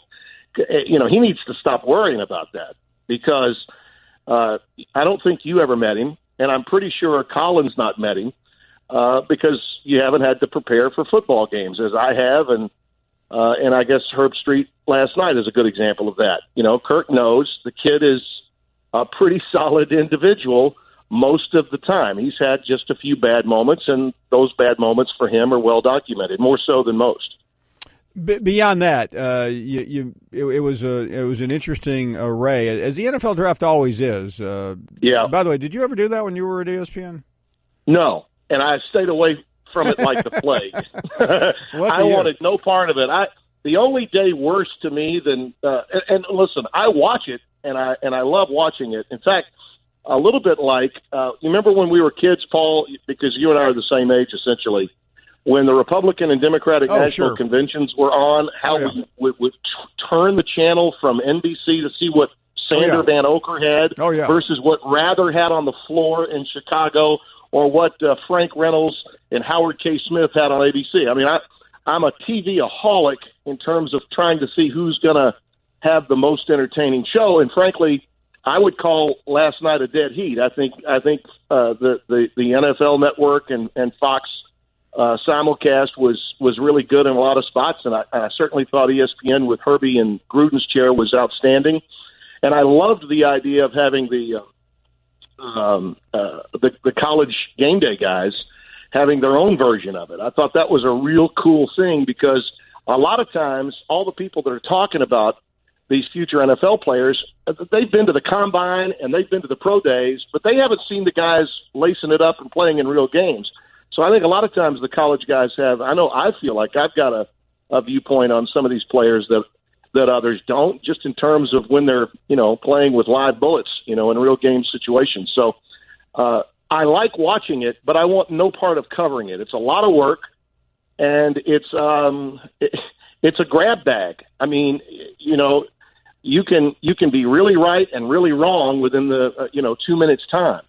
And that's whether you're someone as gifted as Mel Kiper or Mike Mayock, and they do it for a living. This is what they do, all year round. So As a broadcaster, I never wanted to have anything to do with it. When I covered the Saints in New Orleans, local radio, 1981 and 82, we did it from the Monteleone. Remember those days, ESPN had it on in the mornings on a weekday.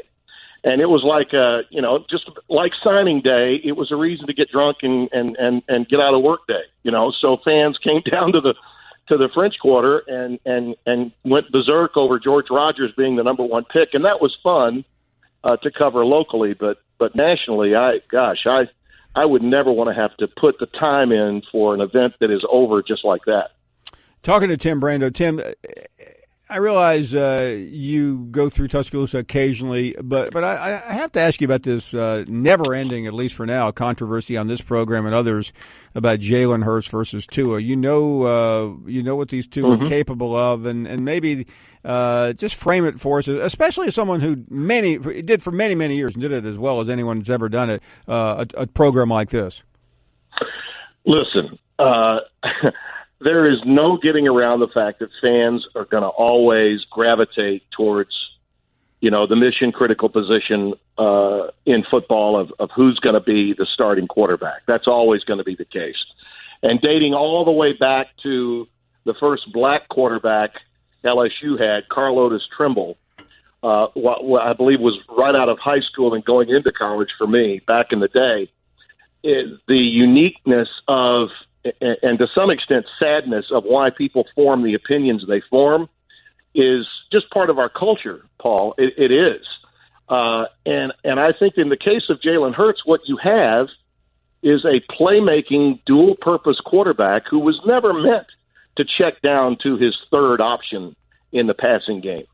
So that's why he's been effective, because the offense was built around him to do that. Now, that is in sharp contrast to what, for instance, McCarron was doing when he was there. With Tua, this kid's got the capability now of being the prolific pocket passer, but he can maneuver. He can do essentially both. He proved that, I thought, on 2nd and 26 to some extent after he was sacked on the first play of overtime. So I don't think there's any doubt. Nick can use this to have fun with the local media and to some extent the national media, but in the end, Tua is going to be the quarterback of this team, in my opinion. And there will be times when Jalen can run his stuff. They can run special stuff for him. And I think ultimately it's going to be in his best interest. I've heard that the father has said a few things, so he's getting involved in it. But why would he leave now after what he's done? And his legacy, certainly within the program, is strong enough that he would, in my estimation, want to stay through this season. But if he's done and has a chance to be a grad transfer, I would agree with his dad. I think he's going to be one hot free agent coming out for an additional year after this season. That's the thing that I see happening here. Yeah, I did too, but again, sometimes it's hard to differentiate reality from all the noise, and there's plenty of noise on this. Another subject that we haven't talked a lot about, but I'm getting really weird vibes, and I ask you because you live there, you live in the state, you've lived in Baton Rouge, you know the situation, but the expectations at LSU seem to be all over the map. You don't get a great feeling coming out of camp. I realize you're not intimate in terms of that program anymore, but you hear a lot about it. Well, I do know that they're a lot better in their offensive front and their defensive front. And, you're not going to hear a lot about that because it's the offense. As Keith Jackson used to say, Paul, the big uglies. They never talk about them, but you sure do need them.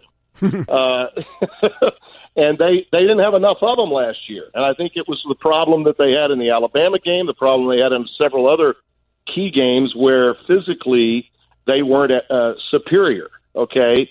It didn't show up against teams that they were superior than physically, but when they were matched up against teams that were as or more physical, the lack of offensive line strength, they were really young, particularly up front. And I thought the quarterback, actually, Ettlinger, was serviceable when he was protected. He wasn't protected particularly well. I think this year they're going to be much better protected, which for whoever it is at quarterback, okay, and that's the issue. Who will it be? I think he'll be better protected, therefore has a chance to be more successful in the passing game. You've lost Geis. We don't know who the next one of those great running backs from LSU will be.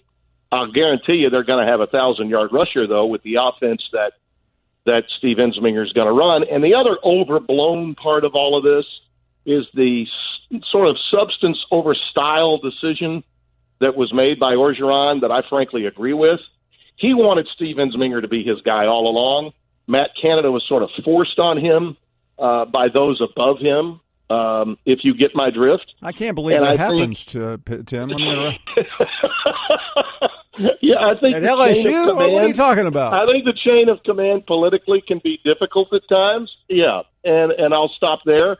I thought they felt like they needed to have a guy like Canada on their staff that, quote unquote, the football world thought was the next great guru.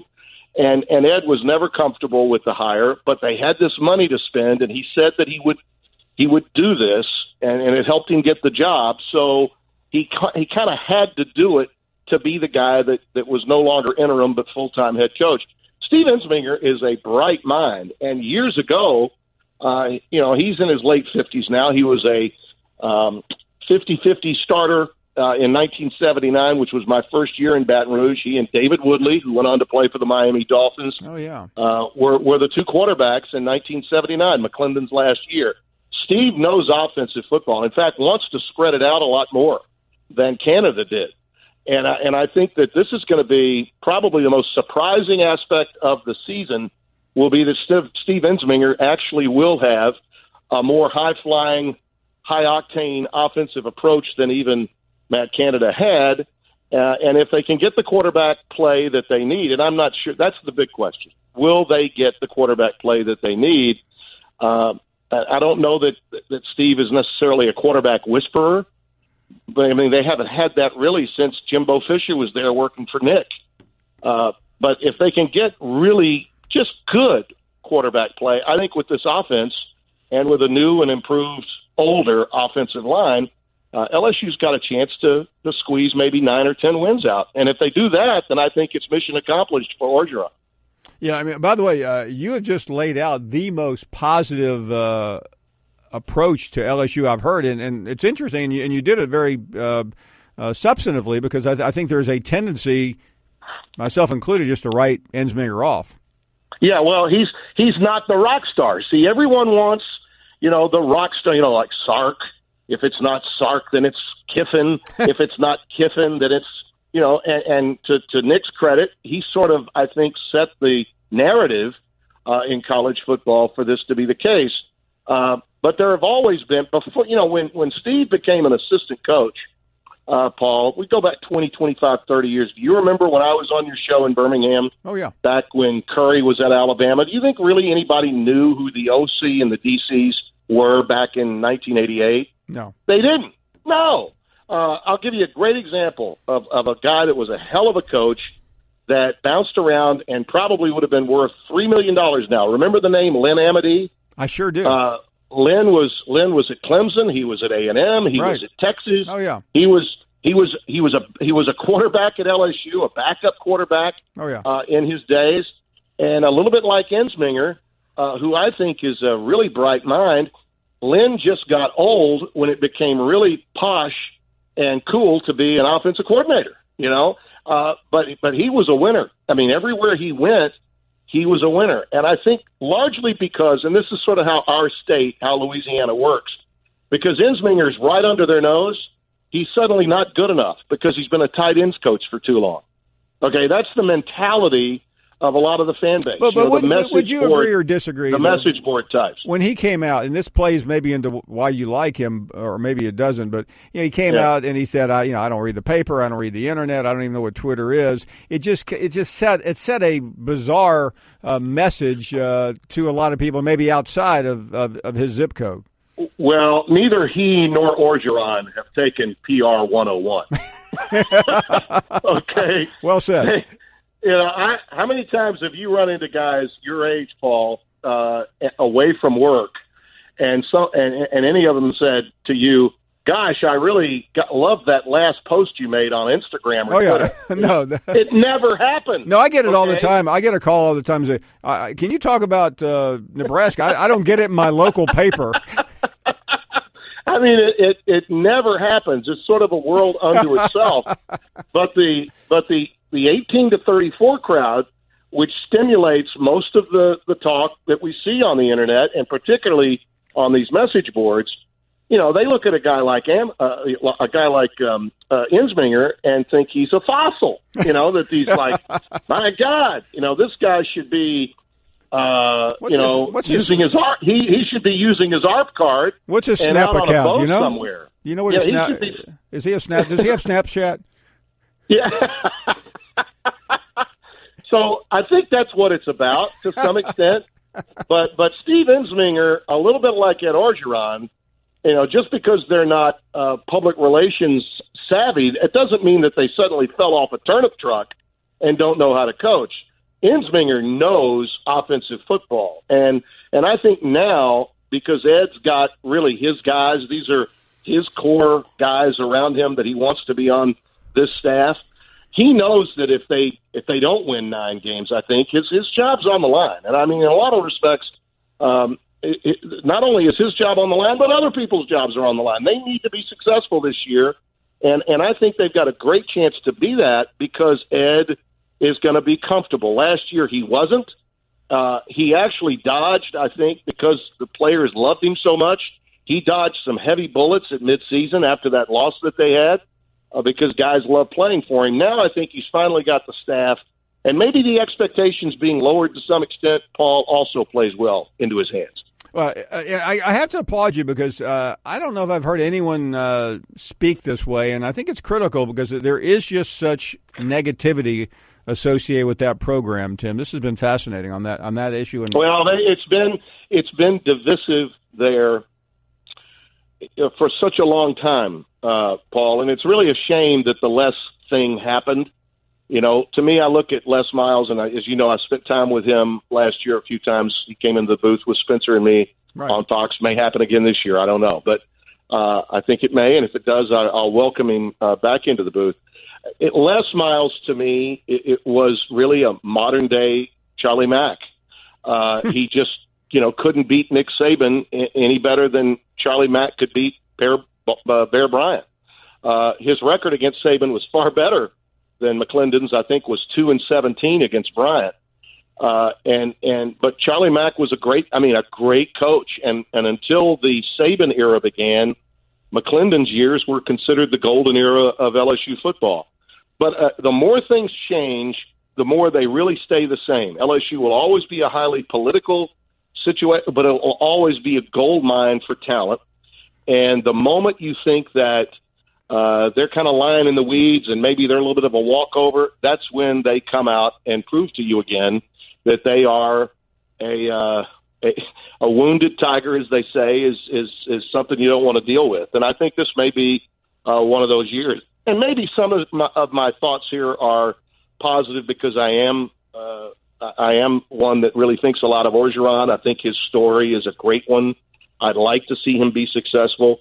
Just like I was really happy Lamar Jackson, Ozzie Newsome traded up to get so he could be picked in the first round last night. I was excited about that. It was worth staying up for the draft to see that happen.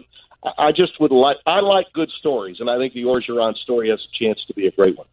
Great stuff, as always, from Tim Brando. We've blown through one break. We're about to blow through another. But that happens when you have Tim Brando on the program. Tim, I hope you'll come back soon. Anytime, Paul. Take care. What a pleasure. Tim Brando joining us. We will be back with much, much more.